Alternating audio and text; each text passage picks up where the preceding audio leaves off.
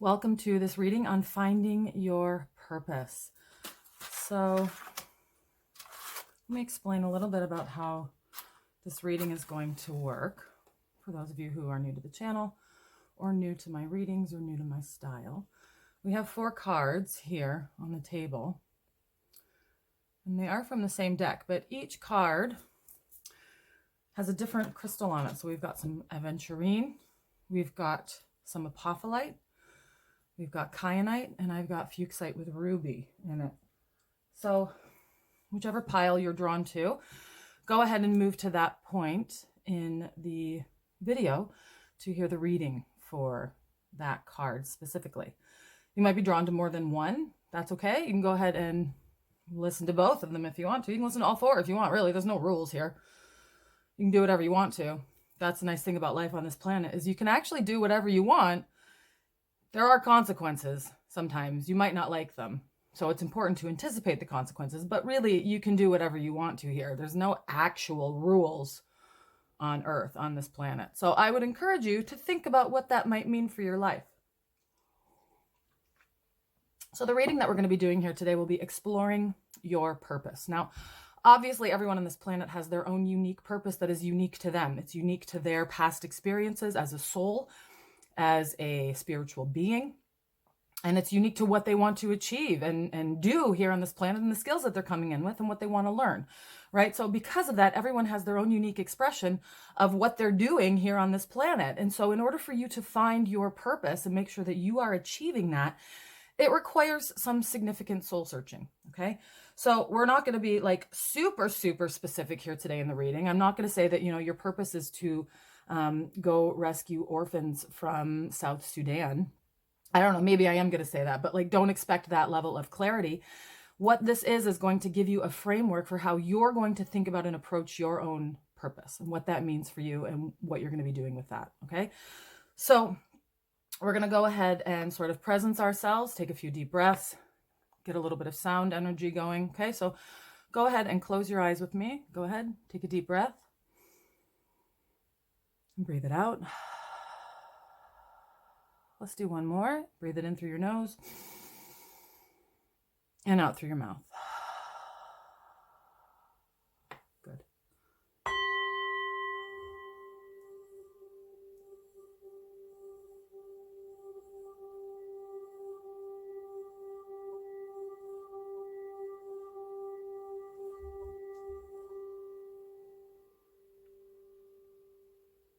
Spirit, I ask that you guide my hands, you guide my words, you guide my work so that the messages that are for the right people meet the right people today. Okay, so we are going to start with these card piles one at a time and work our way through them. So let's start first with card pile number 1, Aventurine. Okay, card pile number 1, we are looking at the Aventurine crystals. So what we're going to do first is determine who this reading is for. So we're going to pull a few cards to look at who this reading is for, what people on this planet, what groups of people, and then we will go ahead and talk about that. And if that resonates with you, then continue to watch this reading. That's great. If once we talk about who this reading is for, if it doesn't resonate with you, perhaps you were maybe attracted to a different pile as you were looking at the original screen here, the video. And if that's the case, go ahead and watch that other video instead, because you never know what's going to resonate, right? Different things resonate at different times. Sometimes we get a little bit of cross interference and we don't always hear our intuition correctly. So sometimes you have to give yourself a little bit of grace and know that maybe things are shifting, right? So allow yourself to shift along with them. Okay, so who this reading is for. Interesting. Okay, we've got educators and tradespeople, and specifically focusing on the issues of immigration and disaster relief. So that's interesting. Those could kind of go together, right? Especially if you're thinking of disaster relief in another part of the world, and perhaps you live in a country in which refugees come in because they've, experienced some kind of environmental stressor or whatever it is, a disaster. So potentially people who are immigrating because of disasters in their areas. Now, tradespeople, that when I think of immigration, I often actually think of tradespeople who hire many immigrants to work for them. So perhaps you are a business owner or someone who works in the trades, and you maybe work with some immigrants or people who are recent to your country, wherever you live. And educators often work with immigrants as well, right? When you're coming to a new country, a lot of times you have to learn the language, you have to learn the culture, you have to learn how to act, how people act in that place, right? Because it's different from where you came from. So I'm feeling that perhaps there are some immigration educators or educators who work with immigrants, or perhaps educators who work with children who are immigrants as well, right? Or potentially also their parents could be immigrants, right? So we've got first and second generation immigration issues because, you know, if your parents immigrate to a country, it doesn't necessarily mean that the first generation is going to be completely assimilated into the country. Often, yes, but potentially you could have some issues with second generation immigration as well and still learning to assimilate into the culture that they've moved into in a way that allows them to maintain their authenticity and still, you know, keep a piece of who they are. Now, the other thing that we got here is people who are working on policy. So potentially we could have policy around education. We could have policy around immigration. We could have policy around disaster relief. Now, that doesn't necessarily mean that you're a policy maker. It doesn't necessarily mean you're a politician or a lobbyist. It certainly could, right? But it also could be people who work in agencies or at a city level or a municipal level who are working on these specific issues. Okay, so that's the first group of people that this reading is for. Let's draw a couple more cards from my Starseed deck that I created. Because I couldn't find the deck that I wanted, so I just made my own, which you can totally do, by the way. You can make whatever deck you want to. If something resonates with you and you can't seem to find a deck somewhere, you can just make it out of index cards or cardstock. Okay, so we've got Arcturus. Oh, okay. So if you identify as a being from the system of Arcturus, this reading could be for you. Okay, so this is also for all my star seeds out there who know where they're from. If you don't know where you're from, that's okay. Sometimes you just hear the name, you hear the word, and it resonates, and that's enough. You have an internal knowing, and that's fine. That's all you need. So if this word Arcturus resonates with you, this potentially could be for you as well. And then also I pulled these two cards, intentions and affirmations and synchronicities and signs. So if intentions and affirmations are something that you've been thinking about a lot lately, if there's something that are important for you, then potentially this could be for you as well. And synchronicities and signs. So if you've been seeing synchronicities and signs, you've been seeing, you know, repeating numbers or angel numbers or like your birthday number, or you've been, sometimes I'll get messages like on the side of a delivery truck. A delivery truck will drive by, or some kind of truck, and it'll have words on it. And then, you know, another truck will go by and it'll have more words on it. And you put those two together and you have a sentence or a message. So if you've been seeing synchronicities and signs lately, this reading could very well potentially be for you. And then let's just draw one card from the tarot to see if we can also get a read on who this reading might be for. Wow. Okay. The World. So it's very much people who are working on global issues, people who are working on issues that have to do with more than just themselves.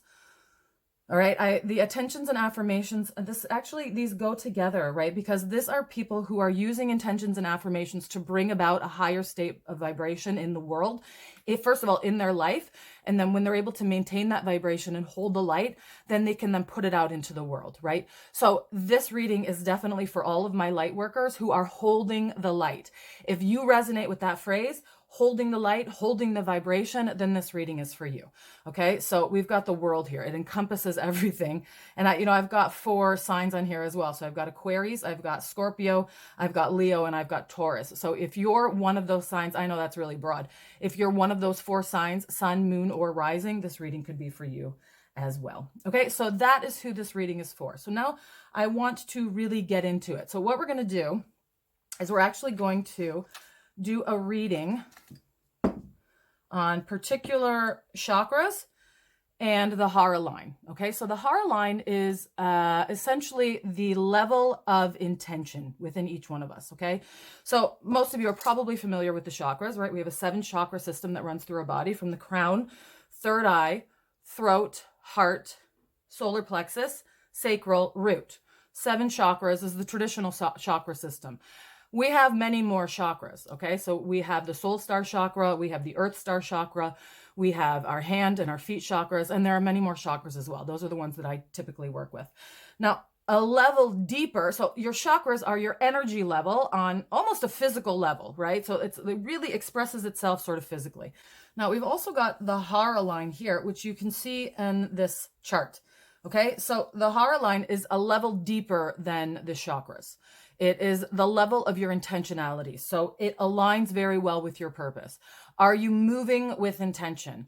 Are you allowing your identity to actually contribute to your purpose? Are you aligning with the essence of your soul to better understand and fulfill your life purpose? How is life force energy flowing through you in relation to your life purpose? Okay. And are you grounding the energies truly down into Earth's core, where you can draw power from to actually live out your life's purpose? All right. So we have a lot of different things that we're going to take a look at here for each of the readings. So let's go ahead and get started. So what I want to do first is we're going to take a look at the chakra level, because it's a level higher, and then we'll go to the Hara line instead. So I'm going to use a pendulum. I frequently use a pendulum in my work. I find it to be very resourceful. And I'm going to briefly go over each of the chakras for your group. Okay, and then with each chakra, if I find an imbalance, I will discuss that, and I'll tell you what that means in relation to your purpose and what it is that you probably could potentially be working on as well. We'll go ahead and we'll pull a card for each of the chakras that are blocked or a bit imbalanced, and we'll find out what we can do to better work on those chakras. Okay, so we're going to start with the soul star, open and flowing, crown chakra, blocked, going in the wrong direction. Okay, so your crown chakra, of course, is where you connect with source and with your guides. So that's something that we're going to take a look at. Third eye chakra gives me a yes. Throat chakra, how are we doing? Problem. We're a bit blocked here. Okay, so throat chakra. How about the heart chakra? Oh, baby, you are wide open and flowing. Lovely. Okay, solar plexus. Having some challenges there. How about sacral? It's open. Not quite as open as maybe it could be, but it is. It's open. Okay, how about our root? How are we doing here? Open, we're good. How about the earth star? Open and flowing. You are connected to the earth, my friend. Okay, so we've got 4 points here that we're going to look at: crown chakra, throat chakra, solar plexus, and sacral chakra. All right, and then actually let's go ahead and take a look at the Hara line while we're here. So show me, Spirit, show me the energy of the individuation point right now. Interesting. Diagonal. Okay. How about the soul seat? Open and flowing. Tian Tian. Strong. Okay. Earth's core. Another diag. Okay, so we've got 2 diagonals at the individuation points.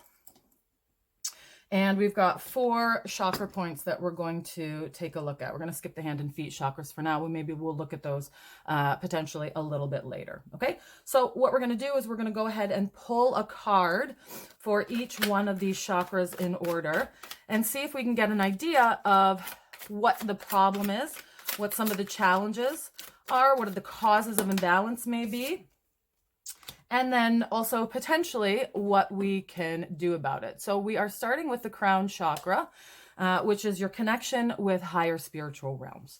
Okay, so it's really about how does your life purpose connect with the higher spiritual realms? And what is the higher purpose that your soul is aspiring to fulfill? This is what we want to know. So we pulled the Page of Wands. Okay, so the Page of Wands is very curious in terms of how they're approaching inspiration. Okay, so okay, this feels to me that you're not trusting yourself, right? You're like, oh, I feel that my purpose may be this, but that can't be right. That can't be right, because the planet of Earth has told me that people's purpose revolves around money, or it revolves around you know, being really successful or having a successful career. So I'm feeling this draw towards my purpose. I have a feeling that it's a spiritual draw, but I don't trust it.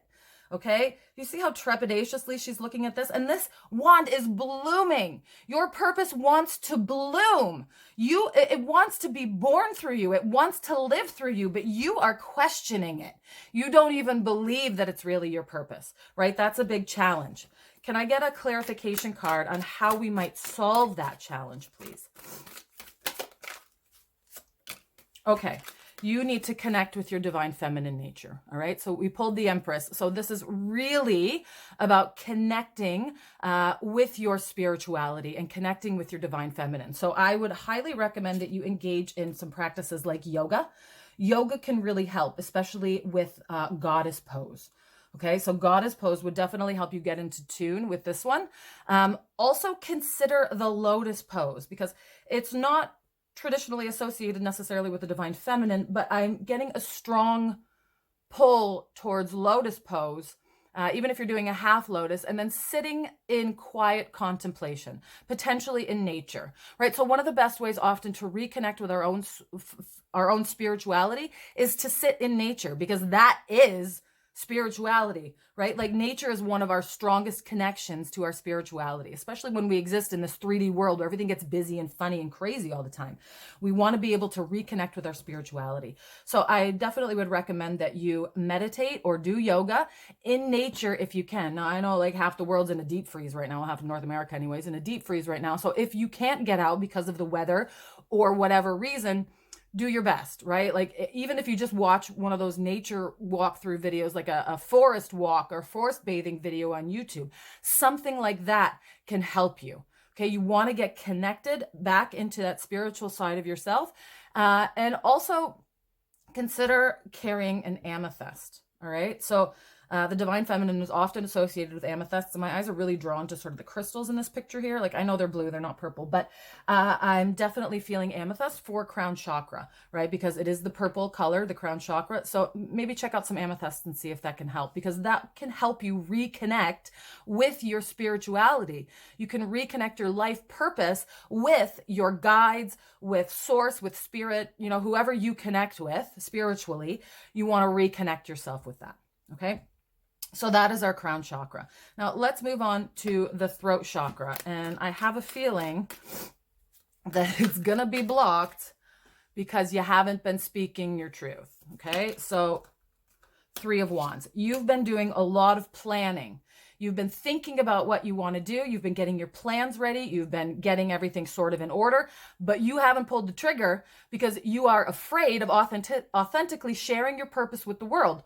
You're worried that people are going to think badly of you, or think that you're doing the wrong thing, or think that, you know, you aren't grounded in reality, that you've flown off into the world. And yet you have this entire vast emotional body that is supporting you, that is telling you that this is what you're supposed to be doing right now. And this is what your purpose is. Go do this thing. But you don't want to. You're afraid to even talk about it. Okay. So effective communication plays a huge role in fulfilling our life purposes. You have to be able to express yourself, and you have to be able to communicate what it is that you feel in order to get other people on board with that, right? If you're watching this video, it's because you came to Earth with a purpose. You came here for a reason. You came with a mission, right? And so in order for you to live that mission out, you have to be willing to share it with others. You got to step out on a limb. You got to take a risk. You got to be authentic, and you have to be able to share your truth. Okay. Now, the flip side of that is that you also have to be willing to listen to the truth of others. Okay, because everybody has their own truth. Everybody has their own experience. So you need to be willing to listen to what other people have to say to you, because you will be coming into connection with people who can help you, people who can be partners on your path, people who can help you with your ideas, people can help you with the changes that you want to make. All right. But you got to be open to it, and you have to be able to listen. You got to be communicating and going both ways. You got to be able to listen, and you need to be able to talk.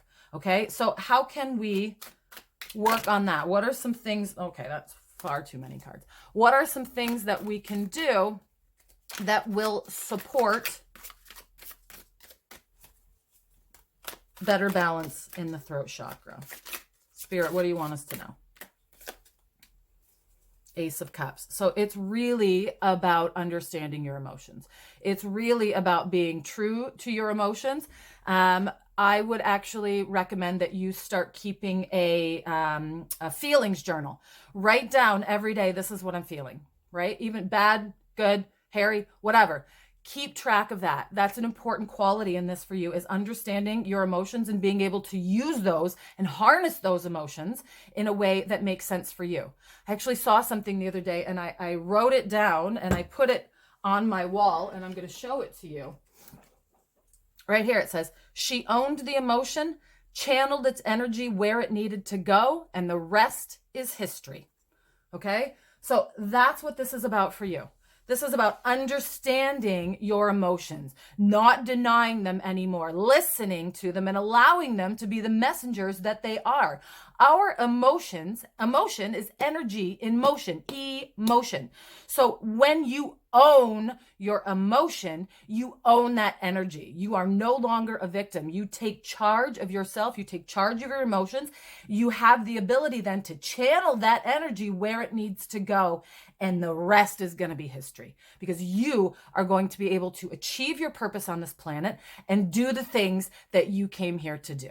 Okay, so I highly recommend that you start an emotions journal and you help yourself really start to get into those emotions, feel them, understand them, learn what they are, get into them, right? And if that's challenging, well, maybe you need a therapist to help you work through it, because they're trained professionals in helping you deal with emotions, right? And if you haven't been feeling your emotions, you might want some support. Okay, so now we're going to take a look at the solar plexus chakra. So the solar plexus chakra is where your confidence comes from. It's where your power comes from, and it allows you to manifest. All right, so we've got the Four of Cups here. Okay, so the Four of Cups, we have a person who is upset looking at the Three Cups here on the ground, but not even noticing the cup that's being offered to her up here in the sky. Okay, she's feeling over it, but she's not aware of what her current reality is. In fact, she is ignoring parts of her current reality and is focusing on what she doesn't like instead. Okay, so with regards to the solar plexus chakra, this can really be about low self-esteem and lack of confidence. Also about perfectionism. Oh, you know what? I think that's what it is. So this is actually a lot about perfectionism. So she's upset that her set 3 here is not perfect, and yet there's another one coming. She's missing the whole point because she's upset that this is not perfect. Okay? And that is what you have a tendency to do, and it is sucking away your personal power. All right. If you decide you can only do things when they're perfect, then guess what? You're never going to do anything, because nothing is ever perfect. All right. If you think about it, perfection is the starting point of something. It's not the ending point. All right. So if we go back to thinking about Plato's ideals, right? So the perfect ideal of, let's say, a plant exists somewhere in the ether. The perfect ideal exists somewhere out there. However, every plant that actually grows on Earth is unique. It is not the perfect ideal that exists out there in the ether. It's not an idea, because it encounters reality. As it's growing, it encounters bugs and mites and mold and bacterial invaders and too much sunlight and not enough water and too much water. There are all of these different conditions that affect every single individual plant that grows on this planet. That's why every plant is unique. If every plant were the perfect ideal, then every plant would be exactly the same. What kind of world would that be to live in? It would be some weird uncanny valley shit, right? So that's not what we're looking for. We want unique expressions of source. Every unique organic being that grows on this planet is a unique expression of source. It is its own perfect expression and could never be more perfect than it is, because it is what it is, because it's unique.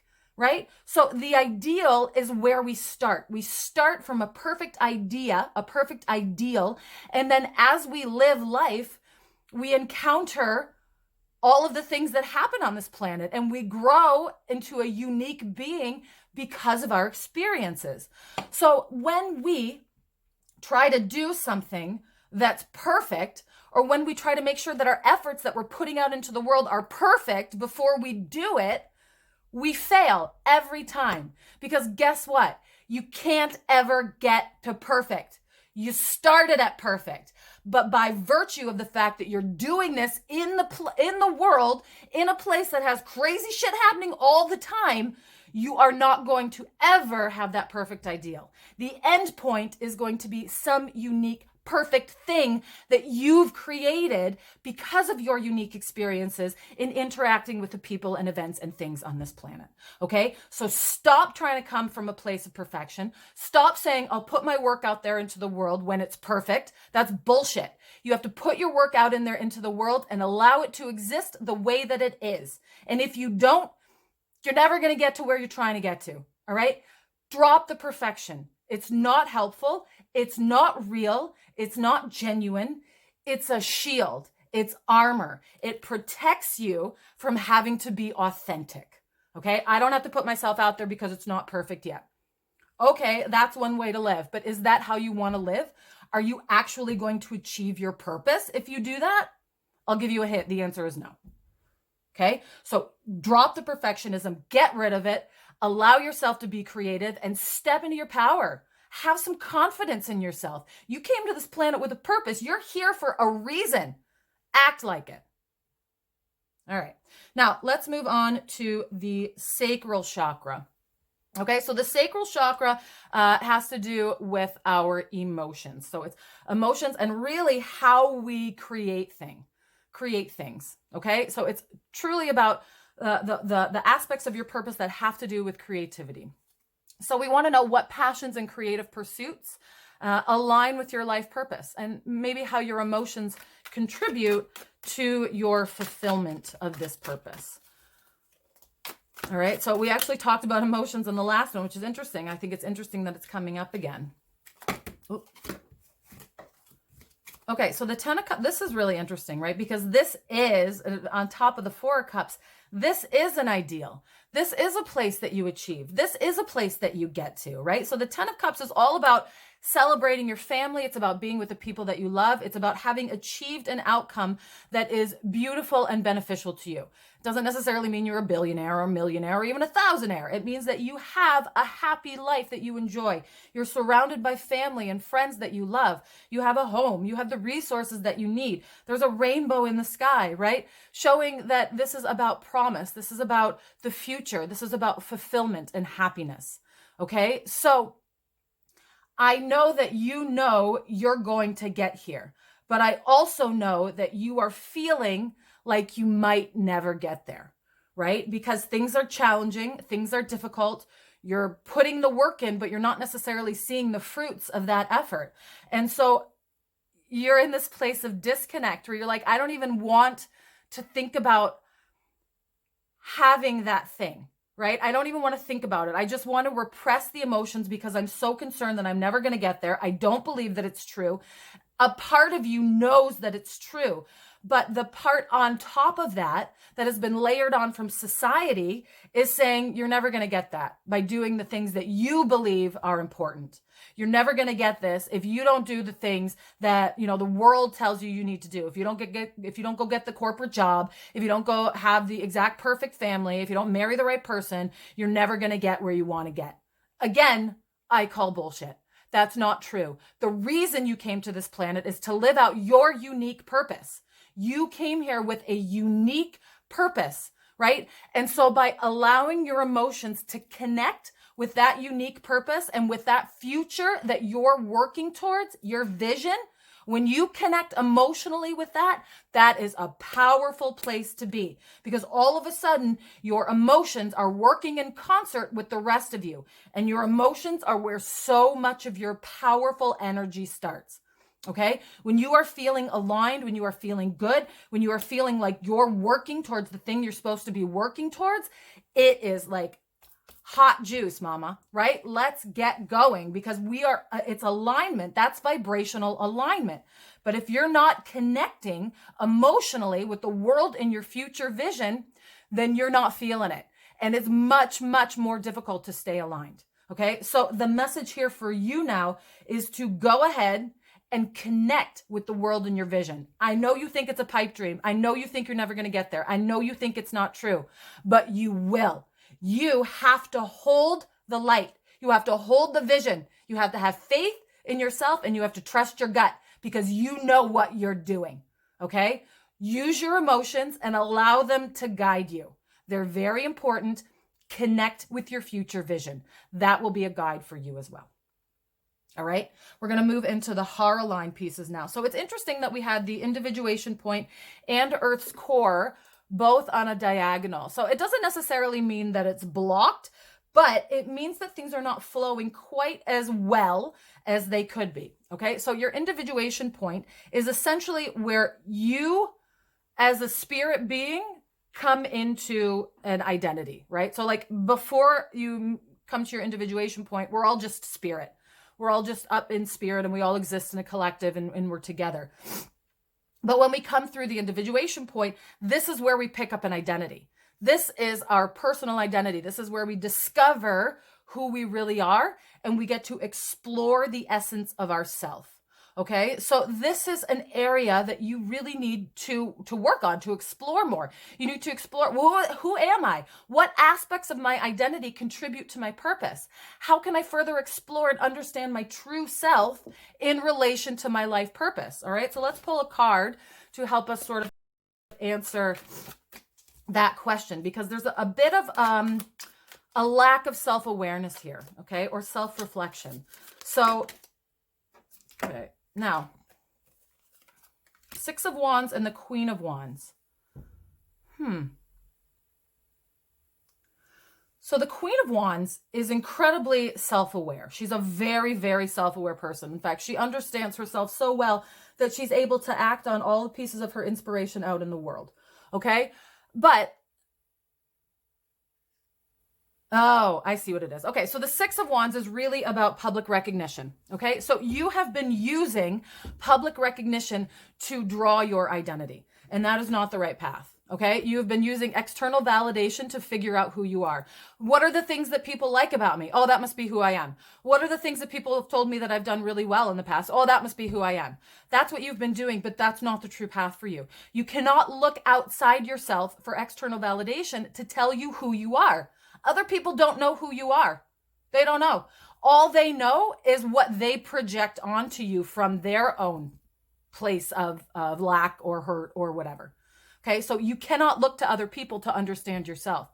You have to look inside yourself. You have to understand yourself. You have to get your own sense of internal alignment, your own self-awareness and self-reflection to understand who you are. Okay, so earlier, I don't remember, maybe the throat, I don't remember which chakra that came up in, but we talked about keeping a feelings journal. All right, so I would definitely recommend that you start keeping a journal. Feelings are very important, but also you can, engage in some other self-reflection practices around that as well. You can find some journaling prompts that will help you to identify, who am I? What am I doing here? What's my purpose? Who am I really? Right? And not necessarily who do other people think that I am, but who am I really? Now, I want to give you one caveat, because I said that you don't want to look for external validation, or you don't want to look at other people to understand who you are.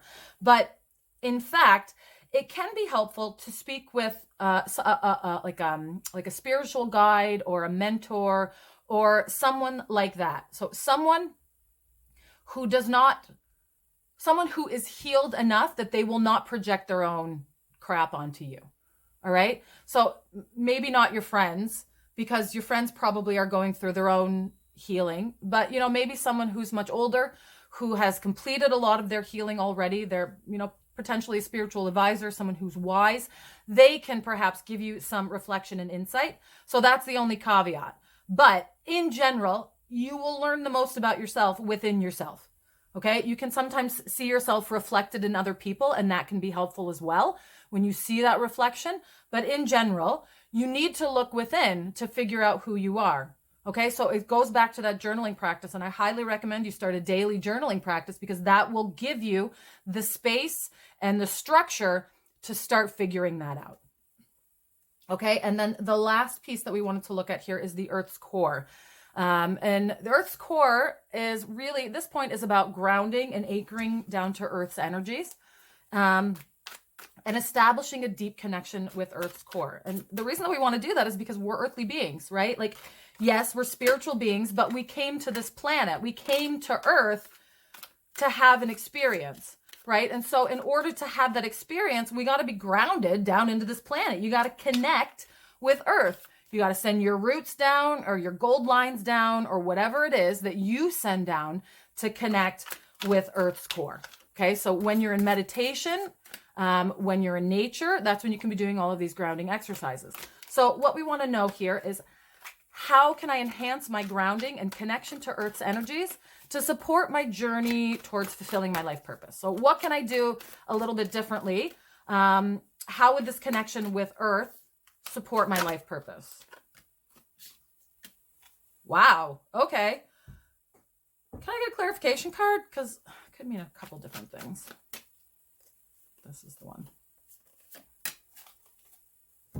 Wow. Okay.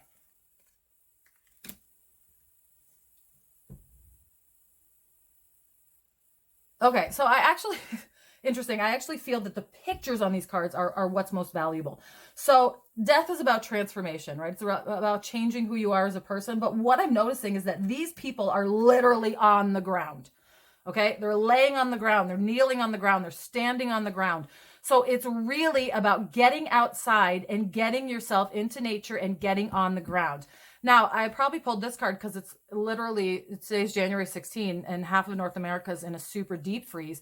So this is about the challenges with getting outside when nature does not cooperate, when the weather does not cooperate, right? So you have to bundle up and do it.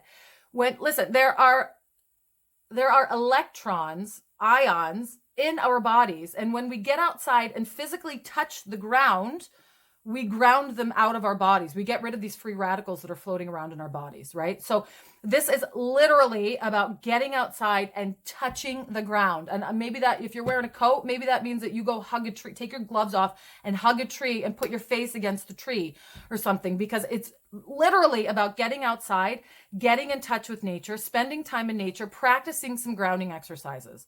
All right. So if you can't, for whatever reason, if you truly cannot get out of nature, I talked about this before, it's coming up again, go for one of those forest walks on YouTube. Just watch a YouTube video that allows you to, go through a forest walk and enjoy a forest as if you were there. It's better than nothing.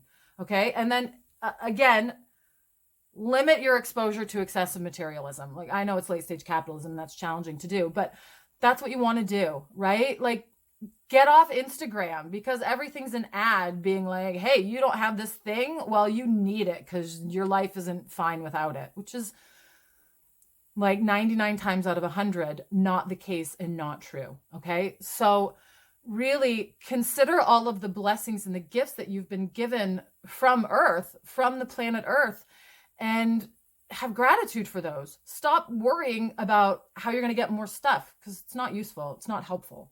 It's not really true either. Okay. Okay. So the last thing that I want to do is we're actually going to pull over, we're going to turn over the card, the Lightworker Oracle card that I had pulled for you originally. So your green Aventurine. Merkaba, Spiritual Protection. Okay. And I'm just going to go ahead and read from the book on what this one says. Being open to receive is a way to gain empowerment, strength, and all manner of assistance. To enhance receptivity, it can be helpful to declutter and cleanse your energy field. This allows for that which is not rightfully yours to be shed. Sometimes this will include the disowned thoughts and feelings of others. When you release these thoughts and feelings, a spaciousness will grow within you. Then you can receive more of what is rightfully meant to be for you. Your divine good in all ways. Okay, so this is truly about spiritual cleansing and energetic cleansing, right? So if we go back to what we're looking at here, there's a real cleansing that needs to happen around the throat chakra, right? You have been holding on to the things that you want to say for a long time. That needs to be released. You need to allow that to go, and you need to allow the divine energies to flow through you and allow the words to flow through you that want to flow. Stop holding them up. Stop checking them. Stop keeping it back because you're worried what people are going to think about you and what you have to say. Instead, let it go. Trust yourself and trust spirit. Okay, I'm going to read you the invocation. I'd like you to, if you're able to do so, close your eyes, take a deep breath. I call upon unconditionally loving divine protection. The sacred chamber of light, the Merkaba of divine light is around me now. I choose of my own free will, under divine authority and grace, to release any and all connections, content, and contaminants that do not serve me through unconditional love. I choose of my own free will to take my life journey in the most joyful and loving way possible. I open to divine grace for cleansing and protection of my integrity at all times. I am free to simply be in the truth of me. May all beings be blessed and protected. May all beings be happy and free. Through my own free will, so be it.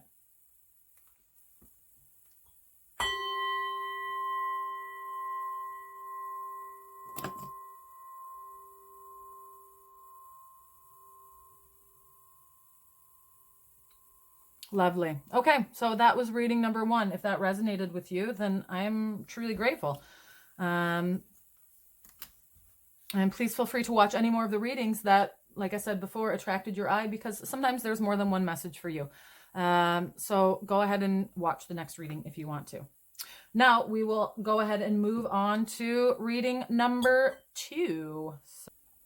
Okay, we are now moving on to the second reading. So reading number 2, we have a piece of Apophyllite here on the card. So the first thing that we're going to do is determine who this reading is for. Okay, so I'm going to take a look at the people, who the reading might be for, what kind of challenges they're working on, and what they're making. Okay, so first sets of people are educators. It's interesting, I had that in the last reading as well, and social impact consultants.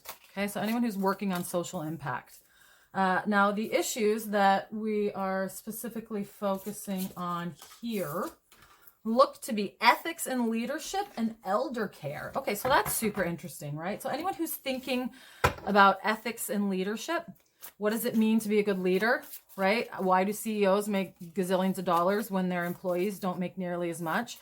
Why do our politicians do the things that they do with seemingly no regard for their constituents' actual desires and challenges and needs, right? What about spiritual leaders, right? How do they act? Are they acting ethically? They're the ones who are leading us spiritually, so are they acting in a way that's ethical, right? So people who are considering about these things.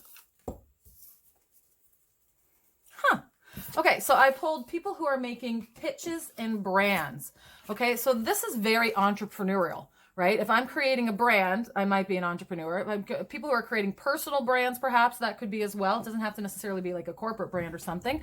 That could also be a personal brand, right? So people who are pitching themselves or creating pitches. We hear pitch, you kind of think pitch deck, which is very entrepreneurial, very business, but it doesn't necessarily have to be, especially because we haven't really pulled any sort of businessy or entrepreneurial cards here other ways.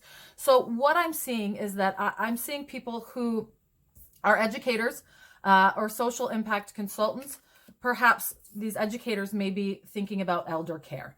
Okay, so you know what? It could be someone who's actually starting a business with regards to elders. So this is very interesting because this speaks quite to me. I've been thinking about starting a cannabis education business for boomers to teach them how to use cannabis with intention. So this could apply to someone like that who's thinking about how do we teach, boomers to use technology in a way that makes their life better, or different applications. You know, cannabis is one of them, but there are lots of other things that we, as a younger generation, as a younger cohort, can be working with our elders on. So anyone who's working sort of in that field and thinking about what they want to do for the future that has to do with helping older people or educating older people. Okay, so this, your purpose might very well be around this. And then I have these sort of together as well, right? So social impact consultants, it doesn't, like, that could be your job title. And if it is, good for you, because that's super cool. But it, you know, somebody who is thinking about social impact. What does that mean? What does that look like? What is the social impact either of my personal brand or my corporate brand or the company that I'm creating or the product that I'm creating? And then, you know, potentially people who either are questioning ethics and leadership or are wondering about ethics and leadership on our planet and our society at this time, but also leaders, right? Leaders who are if you're a leader and you know, thinking about ethics is something that's important to you and been on your mind lately, then this reading could definitely be for you as well. Okay? Because listen, we're moving into a new paradigm. The world is changing. We're changing. People are changing. Everything is changing. And the leaders of the future are going to have to approach things differently than the leaders of the past, right? People are not going to put up with the same type of leadership that we have so often had in the past. The sort of authoritarian, I know better than you. I'm in charge. I'm the boss. You're the underling. You just do the work.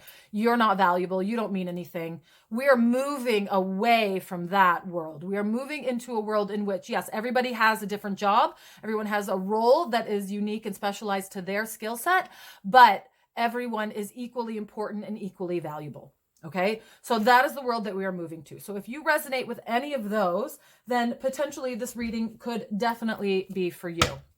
I'm also going to draw from my starseed deck that I created to identify who else this reading might be for. So what do we got?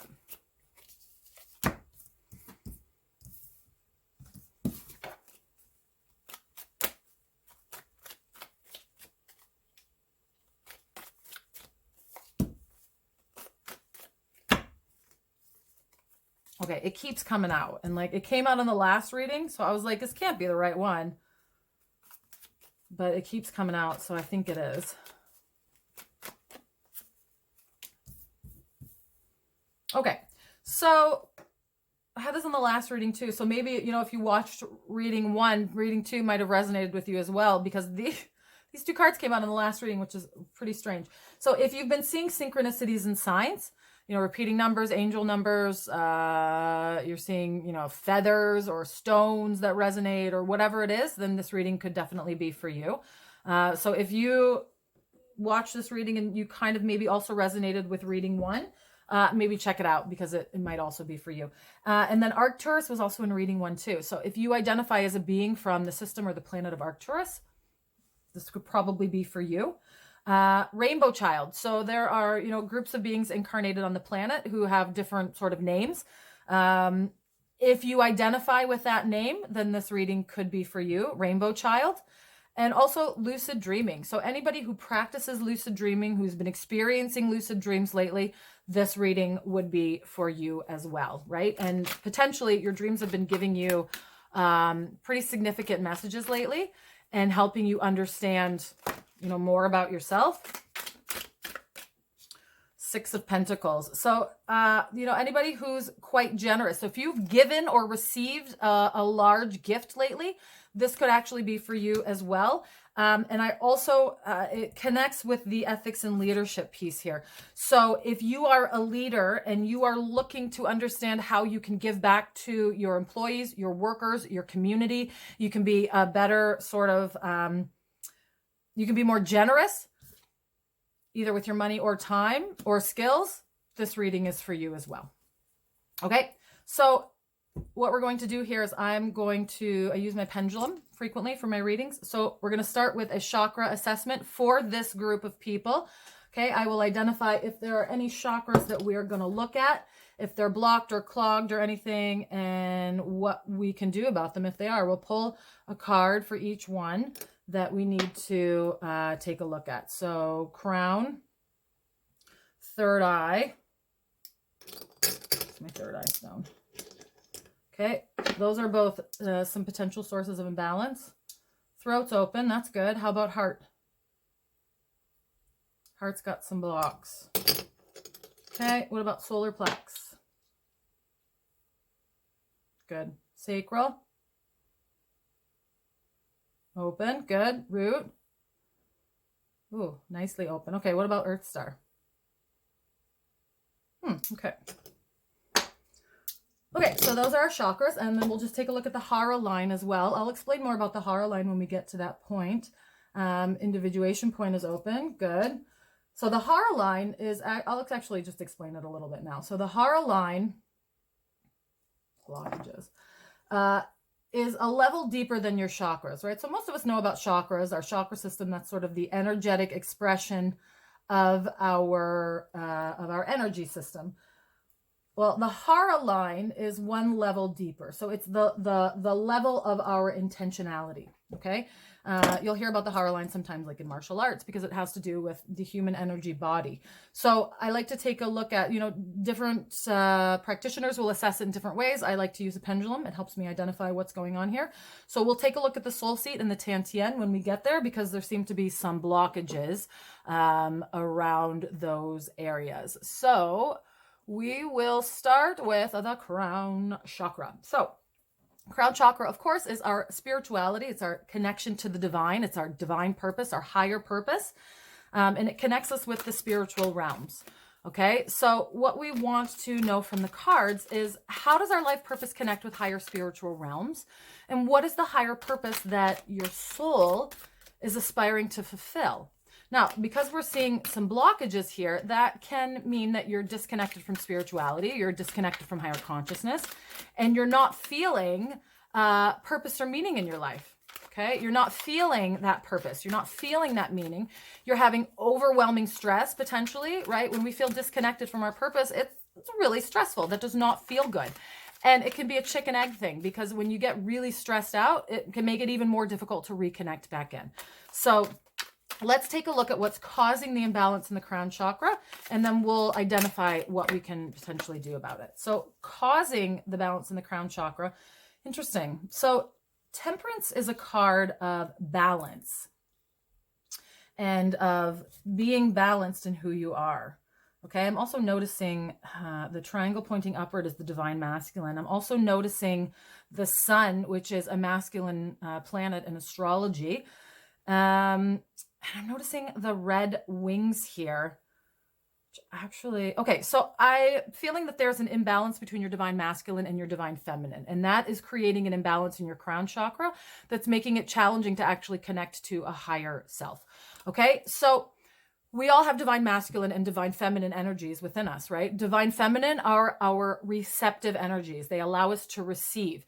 We receive information, knowledge, vibrations, gifts, right? Our divine masculine energies are the energies of action. They allow us to go out into the world and achieve our purpose. So when we are in our divine feminine energy, we are sitting and we are receptive. We are allowing the information and the energy to flow to us, right? And when we are in our divine masculine energy, that we take that energy that we've received, we go out into the world and we do things with it. We put it into action. We create something. We make a thing or a space or a connection or whatever it is, but it's a doing principle. Okay. So I very much am getting the message that you have been sitting with your divine feminine. You're happy to receive the energy, you're happy to receive the information, but when it translates to putting it into action, you're not getting it done.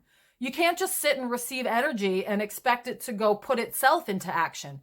When you get a message, when you get a call, when you get something to do, whether it comes from, someone who called you on the phone or your guides, it's your responsibility to go out and actually do something. Right? If your friend calls you on the phone and they say, hey man, I'm having a really, really challenging day. I don't have time to pick up my kid from daycare. Could you do that for me? And you go, oh, wow, yeah, that's so challenging. I can understand that may be really difficult for you. Oh, I'm so sorry to hear that. And that's it. And then you don't offer to go pick up their kid or help them in some way. Then have you really helped them? No, you haven't. You've given them a place, a safe space to be like, I'm having a challenge. but that's it, right? So there is a time and place for doing stuff, and you have not been doing the things that you're supposed to do. Okay. So instead you have been, I don't know, just receiving the energy, but you need to go put it into action. So give me some guidance on how we can put it into action. Okay. So it's about a partnership. It's about a collaboration, and it's about working with someone else. And holy cow, can we just notice the red wings here on both of these cards? Like, that's really wild. Okay. So, but I mean, it makes sense because this is for the crown chakra. So 14 and 6, 5 and 6. So it's really, it's just so interesting. I love it. So the fact that they're red though, it's tying me back to the root. We don't have an imbalance in the root, but we do have an imbalance in the earth chakra. Okay. So let's talk about the earth chakra before we even move on to anything else. So the earth chakra is actually where you connect into the earth. So it's about grounding. It's about your spiritual energies. It's about connecting to the earth, and it allows you to establish a grounded foundation for your life purpose.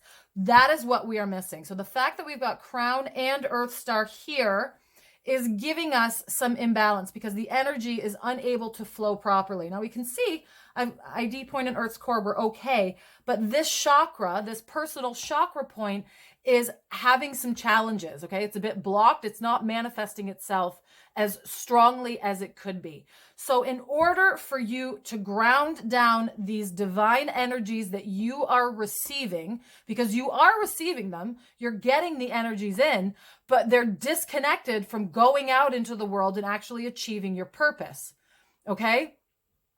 So again, I'm feeling that this is, it's related to like overwhelming stress and anxiety, which, I mean, you know, probably most everyone on the planet is experiencing right now. It's a challenging time to be alive. We all have a lot of stress. We all have a lot of anxiety. And when it becomes overwhelming, it becomes very challenging to connect with yourself, to connect through your crown chakra and your earth star chakra. Okay. So it's really, I think, it's interesting because we didn't pull root chakra, but I think it's really even more about grounding. It's about reconnecting with the earth. It's about remembering that, yes, you're a spiritual being, but you're here on this planet having a very earthly experience because that's what you chose to do when you incarnated. You wanted to come here and experience something, and that's what you're doing. But Earth is like a physical place. You got to do stuff. You can't just sit and receive energies and that's not enough. Right? You came here to do something. So it's about taking the energies that you're receiving and actually putting them into action. So some of the things that you can do to ground down those energies are eat root vegetables and nuts. So eat a lot of grounding foods, things that are red, beets, tomatoes, red peppers. Those can all be very grounding and help you get into your physical grounded energy. Okay, so do that. And then if you're able to get outside, like I know it's snowy outside for a lot of us or icy, but if you're able to get outside in some way, do that. Even if it's just to go hug the tree in your backyard or your front yard, or like, you know, tell the bush outside your apartment building, thank you for existing, and, you know, thank you for cleaning the air for us or whatever. But find yourself a way to connect with nature, to get grounded down into earth, and like honestly eat some red fruits and vegetables, eat some nuts if you can, anything that's like live grounding food. Do it, engage in that. Okay, so we actually talked about the earth star at the same time. So let's move on to the third eye chakra, because we've got this real strong connection between the crown chakra and the earth star chakra that you're going to work on by grounding down and putting into place the actions that you are channeling in through your crown chakra. So I know, baby, you got to go do it. You can't just sit around and be like, oh, this was great. You got to actually do the work. Okay. All right, we're looking at third eye chakra. So oh, okay. Now this is quite interesting. Death and the 9 of Wands. So, okay, death is really all about transformation. And the 9 of Wands is about, the 9 of Wands is someone who is like, pretty much just had it, right? She's got like a bandage on her head, and she's feeling like, let's pull a little emotion card over here. How's she feeling? Confused, I think. Pepper, feel astounded or confounded? Are you ever confused about what to do next? Okay, so she's very confused about what to do next because she understands this is the third eye chakra, right? So this is about intuition. It's about insight. It's about spiritual awareness. So on a very sort of real level, you and your intuition are very aware that you're going through a process of transformation right now. Okay. You know that you're going through something that is changing you fundamentally as a person. You're going through a process now, and you are going to be a different person at the end stage of that process than you were at the beginning of that process. All right. Now, a lot of times, this process can make you feel like you are unsure of everything. You have no idea what you're doing. You have no clarity. You have no direction. You don't know how to make decisions. You can't trust yourself. You can't trust your intuition. You don't have any creativity, right? So like it's a very challenging place to be when you feel like you cannot trust your own intuition. And the reason that you feel like you cannot trust your own intuition is because you have been through it for a long time, okay? Obviously, everything's temporary. We all know that. When you're going through a challenging experience, you know you're going to come out the other side. But like, you've been going through this challenging experience for longer than you've ever experienced before in your whole life. This challenging experience is taking a long time. And it can feel like you don't know what you're doing. You've lost your connection with yourself. You have no intuition. You can't trust yourself. You can't trust your inner voice. You can't trust your inner guidance. All of that is untrue, okay? The reason that you're going through this experience now is so that you learn to trust yourself, so that you learn to listen to your intuition. Because I know it's taking a long time, but there's a reason for that, because that's what's building your faith muscle. That's what's helping you become stronger and more believing in yourself, right? You don't grow without challenges. If you go to the gym and start lifting weights and you only lift like 2-pound weights for every exercise and you never work very hard and you're never tired and you never have sore muscles the next day, then your muscles aren't going to grow. You're going to atrophy. You won't atrophy, but you'll be the same. You won't grow. You'll never change. You'll never become better, right? It's the same thing with your intuition. If you just, let it go and you're like, I can't trust it. I'm not going to do it. Then it's not going to build. Same thing with faith. If you don't work on it, it will not build. Next, we're going to take a look at the heart chakra. Okay, so the heart chakra obviously is located at the heart, and it has to do with love, compassion, relationships, how we connect with other people, and how those things relate to our purpose. Specifically is what we're looking at here today, right? So how can our purpose be a source of love and compassion for the other people around us? And what role does love and compassion and potentially relationships take in fulfilling your purpose or in helping you fulfill your purpose? Okay, so that's what we're going to look at last here in terms of heart chakra. Okay, so we want to know what is causing the blockages or the energy to not flow as good as it could at the heart chakra. What is the cause of the blockages there? Oh my God. Okay. So both the high priestess and the moon are about intuition. Okay. So this is very clearly about you're not listening to your intuition. You maybe experienced some emotional trauma, some heartbreak that is making it challenging to forgive other people or yourself. Right? Potentially there's a real fear of vulnerability here. Like this shadow is creeping up and we're running away from their shadow. I'm also drawn to the Boaz and the Jacob pillars here, right? Because I think, and I've got the moon in both of these places. So this is really about dealing with your shadow, being able to be vulnerable, both with yourself and with other people, and being real, like coming from a place of realness that allows you to have more love and compassion for other people in the world, right? When you are coming from a place that is not self-healed, it is more challenging for you to forgive other people or to work with other people or to connect with other people, right? So again, this is the same thing that we got on the last card, is a disconnect from your intuition, right? We had the challenging blockage here of the third eye. And the reason that you're not connecting with other people, and the reason that you're not feeling compassionate, is because you're not listening to your intuition. You're not letting your intuition guide you. You're staying disconnected from it. Again, I know this is the longest time we've ever gone with like craziness not righting itself. It's a very challenging time for everyone on this planet, but you are being called to continue to listen to your intuition because it has the messages for you. It will guide you. You are someone who is moving into an area of work or purpose that is new. It is something new. Do you think social impact consultants existed even 20 years ago? I don't think so. Maybe 20 years ago, but not 30 years ago, not 40 years ago, right? The fact that we're all concerned about elder care, ethics, and leadership, these are new things that are coming out. So you are leading the charge in your purpose fulfilling. Okay, so you have to be connected with your intuition because that is what's going to guide you. There's no playbook for what you're doing here. There's no way of, knowing what you're doing and saying like, I know exactly all of the steps I'm going to take. No, you don't know all the steps that you're going to take because you haven't gotten there yet.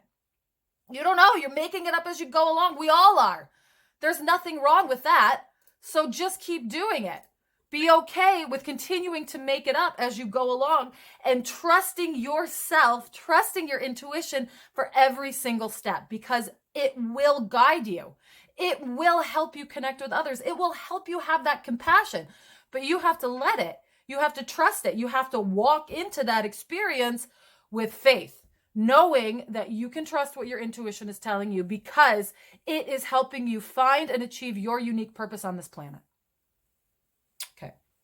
All right, now let's take a look at the Hara line because we've got some blockages we noticed here at the soul seat and the Tan Tien, okay? So like I said before, your Hara line is really at the level of your intentionality. It informs your purpose. It is the reason, the intention that you came to this planet to put into place, and that's your Hara line. So the soul seat is your connection to your soul's essence, all right? So it aligns your intentionality, it aligns the purpose, it aligns the things you're doing here on the planet with the essence of your soul. Okay, so it's a level deeper. Your soul came in to this lifetime. It chose your body, it chose your parents, it chose your experience because that would provide it the container that it needed to learn the lessons that it wanted to learn, to do the things that it wanted to do, and a platform to go out into the world and make the world a better place in the way that only you can as a unique being. All right, that is part of your soul's essence. So when you are aligned with the essence of your soul, you can better understand and fulfill your life's purpose. All right. So if we have some kind of disconnection there, it's usually a spiritual disconnection or some kind of neglect. Now, the fact that we came through this whole thing with the crown chakra and noted that the crown chakra was not connected with the Earth Star, we were not properly grounding, and that made it challenging. So that is probably why we are seeing these imbalances at these 2 points, okay? If you can get this back into order, you get properly grounded, get that energy flowing, then you're going to have this nice straight line of energy going up and down from your individuation point where you came out of source all the way down into Earth's core. Okay, so let's just take a look briefly at the soul seat.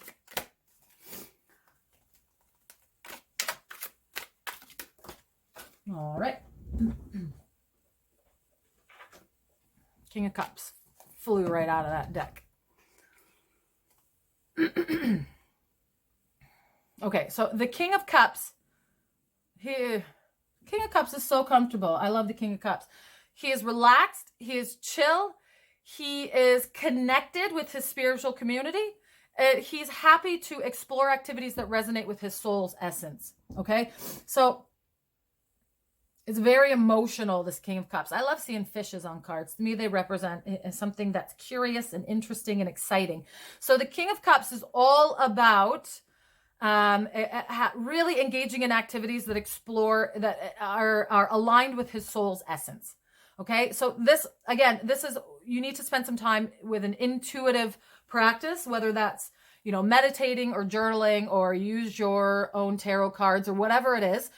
Spend some time with your own practice because it's really about finding what you can do on on a physical level that resonates with your soul's essence. And the way that you will know that is by the way you feel.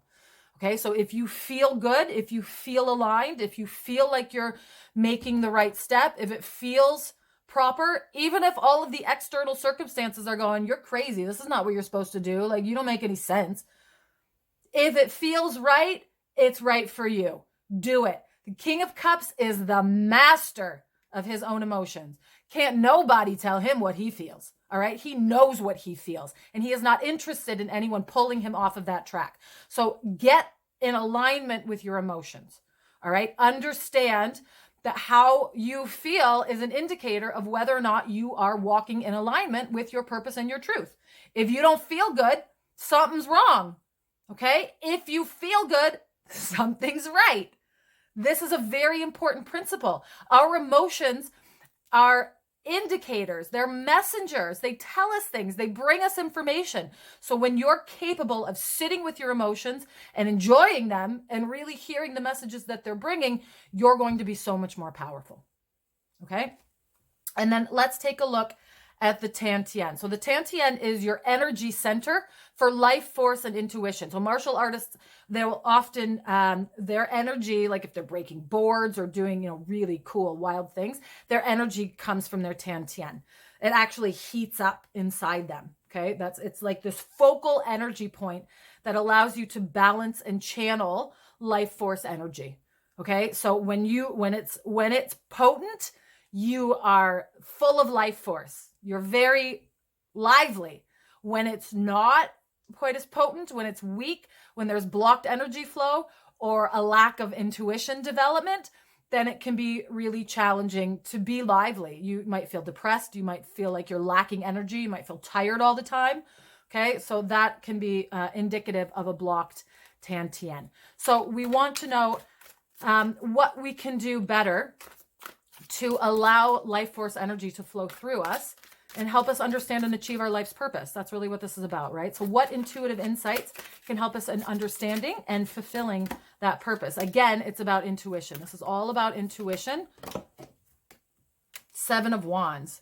Interesting. So this is about maintaining your position. So I'm going back on top of that. Okay, so you're getting a lot of messages from outside of you that are telling you that what you're feeling is your purpose, is your path, is your alignment, is wrong. Okay, you're never going to make money that way. You're never going to be successful that way. You're never going to have a job that way. You're never going to be able to start a business that way. These are the messages that you're hearing from outside of you. Maybe somebody's giving you those messages literally verbatim. If they are, then that's easy to identify. But perhaps you're receiving those messages from external sources, right? From like capitalism that's saying, if you're not Bezos, then you're not successful. So just forget it. You can't be an educator for elders and be successful. That's wrong. That's not how we do things, right? You got to stop listening to those outside messages and you have to maintain your position. You know what you're doing. You know why you came here. Deep down inside, you're still discovering it. You're still working it out. You're still trying to find out exactly what it is, but you can feel it, right? You can feel the shape of it inside of you. We haven't, sanded away all of the edges yet. We haven't carved out the marble to know exactly what it looks like, but it's there. You know you have a purpose, right? So don't allow those outside external messages and influences to come at you and derail you. Keep on your intuition. Trust yourself. Trust your gut. Trust the process. I know that's like a cringy thing to say sometimes. Trust the process. But honestly, you have to, because what else are you going to do? You're going to live a life that isn't aligned and isn't true to you? No, that's not right. That's not what you want to do. You want to live the life that you came here to live. Okay. So stop listening to the outside influences. Trust yourself and trust your gut. All right. Let's pull our final Lightworker card here as a piece of guidance. The Heart Transmission. I lost my book. Okay, the Heart Transmission, number 37. I'll just read it for you. Your heart is capable not only of giving and receiving love, but of connecting you to a great network of beings that resonate in the highest frequencies of divine love. Through your heart, You can receive information and guidance from networks of light that fill our universe. As you learn to open your heart to receiving these transmissions, your ability to work with group consciousness in a loving way increases. You shall affect humanity in a loving way, influencing the collective rather than allowing the lower frequencies of the collective to overwhelm you. Okay? You are here to hold the light. You are here to maintain your frequency in your heart. And you're having challenges with that right now because it feels blocked. Okay? So you need to, it's very much about getting back into touch with your intuition and trusting that you know what you're doing. You know the steps to take. You know the path to go on. You just have to trust it, because I know that it's challenging. You're being asked to do things that you've never had to do before. You're being asked to do things that seem like they don't make any sense. They seem absolutely nuts to have to even do, but you know that they're the thing to do. So I'm giving you permission to trust your intuition, to go back into it, to understand what it's bringing to you. And baby, you're validated. All right. I'm going to give you that external validation right now. You're doing it. I see you. Your guides see you. Like, we see you. I know it's challenging, but you're going to make it. Okay. Get back in touch with your intuition. Get into an intuitive practice. Start journaling every day. Start meditating every day. Whatever it is that you need to do to get back in touch with your intuition and get yourself grounded. Please get out into nature, hug a tree, sit on the ground, something. Do something to get grounded. Okay. Get it flowing again. Remember who you are. Remember who you are and why you came. All right. We will keep exploring your purpose together through these readings. You will keep carving away who you actually are, and we will figure it out. All right. Thank you. Bless you. Okay, we are now moving on to reading 3. So if you were drawn to this gorgeous piece of kyanite here, then potentially this reading could be for you. So the first thing that we're going to do is we're going to identify who this reading potentially is for. So let's draw a couple purpose people cards. There's 2. Okay, great. Perfect. Okay, so we are looking at scientists and chefs. Interesting. So scientists could be a lot of different people. So could chefs, really, I guess. You can have a lot of different roles as a chef, but people, chefs, people who work with food. Scientists, I guess, are people who work with science. Makes sense. Okay, so they're looking to make games, physical products, and people who are working on, that's insane. That just happened like that. Okay, people who are working on, let's be a little bit more measured here.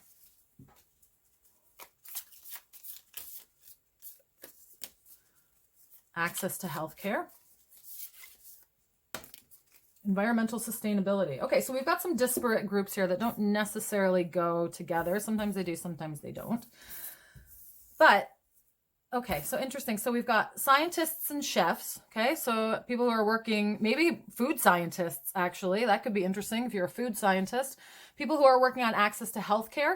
So people who, that could be politicians, that could be social workers, that could be people who work at hospitals, doctors, nurses, healthcare workers, administrators, all kinds of different people who are working on the problem of access to healthcare, right? And it doesn't matter where you live. There's, challenges around healthcare. Obviously in the States, there are challenges around, everybody having healthcare, and the government helping to pay for that. And then, even in Canada, we have challenges around, getting care on time and getting care in a timely manner. So there's lots of challenges around access to healthcare for lots of different people. It doesn't have to necessarily, be one group or the other. And people who are working on environmental sustainability, right? So this is obviously an important topic right now. The earth is, she's being challenged in a number of ways. So people who are focusing on environmental sustainability, and this could, again, be scientists focused on that, who are looking at, earth changes and how we can have be more sustainable as a society, as a globe, as a group of people. Potentially chefs who are looking at environmental sustainability too. Like there are a number of chefs who are looking at how you can eat local, eat more products that are available at, in your local ecosystem. You don't have to ship from halfway across the world. Chefs who are looking at what can, biodiversity. Can we eat insects? What can we do that's a little bit different? And then, of course, people who are working on physical products or making games, potentially with these in these areas. So like someone maybe who's making a game for school children on environmental sustainability, or chefs or science who are actually creating physical products that have to do with either healthcare, environmental sustainability, or any of those aspects. Okay, so that is the first group of people for whom this reading is for. It may resonate. Now I'm going to draw a couple starseed cards. Okay, understanding the assimilation of hermetics and quantum physics. Okay, so that could definitely go back to scientists. So if there's a scientist who's working on, you know, quantum physics, quantum mechanics, quantum computing, any of those things, or somebody who's been studying hermetics. So hermetics are essentially the 7 laws that govern our universe, put into layman's terms, okay? So anyone who has been studying or working on those things, that aligns quite well with scientists specifically. And also speaking light language. So if you have recently started speaking light language, if you've been listening to light language transmissions and channelings, if that resonates with you, if you've been getting strange downloads of like tones or words or syllables that maybe aren't native to the language that you speak, but that resonate with you, that could potentially be activations of light language or downloads of light language. So anyone who identifies with that, this reading could be for you as well. And we've got Procyon. So this is a star system. So if you identify as a star seed from the Procyon system, then potentially this reading could be for you as well. Now, let's also draw a tarot card for whom this reading could be speaking to. This is like the 4th time the death card has come up today. Okay, so anyone who is going through a personal transformation at this time, you are changing on a fundamental level. You are going through some process, which you are trusting, and you do not expect to be the same person at the end of the process that you were in the beginning of the process, when you first started the process.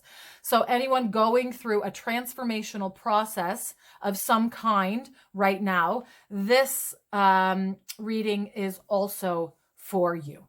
Okay, so you're going through something and you know that it's a transformational thing, and it's probably like a big deal. It's probably a big challenge if you're going through it, because like death is not a light and easy energy, right? Allowing the old self to die so that the new self can be reborn, that's not super easy. That's challenging, right? So it is very likely you're experiencing a lot of challenges at the moment if you identify with the theme of transformation, okay? Now, what we're going to do is I'm going to use my pendulum here, and we're going to go through each chakra one by one to identify if there are any areas of blockages, and then we'll go into those specific chakras to understand where and what the blockages are. Okay, soul star's blocked. How about crown? Crown is open. Third eye. Blockage. Throat. Yowza. Blockage. Heart. Oh, baby. Okay. Solar plexus. Okay, that's good. That's open. Sacral. Very open. Root. Open. Earth star. Very open. Okay, so that makes sense. Because, we talked about environmental sustainability. So anyone who's focusing on environmental sustainability is probably quite connected with their Earth Star chakra anyways, okay? So experiencing a lot of challenging blockages in the upper half of the chakra system, okay? So that's very interesting. That tells me that you're having some real challenges bringing through the information that will help you to achieve your purpose. You're good at like doing stuff. You're good at putting things into action, but you're having some real challenges receiving the information. Okay, so let's take a look at the Hara line. Now, the Hara line is it's a level deeper than the chakra system. Okay, so it is the level of your intention. It has a lot to do with your purpose. Soul seeds blocked. Okay. It has a lot to do with your purpose. And we'll talk about it a bit more once we get to this part of the reading. How about Earth's core? Interesting. Okay, so Earth's core is actually experiencing some blockages at the moment as well. Okay, so what we're going to do now is we'll go through each one of these chakra points individually to identify what the blockage is and what we can, of course, do about it. So we'll start with the soul star, which is the very top. So your soul star chakra, it's not one of the traditional 7 chakras, but I include it because it is an important chakra. So the soul star chakra is about cosmic consciousness and our divine connection with cosmic consciousness. Okay. So the crown chakra is how we connect, personally on an individual level with spirit and with our guides. But the soul star chakra is one level higher, and it's how you actually connect with cosmic energies and understand your divine purpose. Okay. So it's about pulling insights from the divine realm about what your life purpose is. Okay. So let's see if we can identify the source of imbalance in the soul star chakra.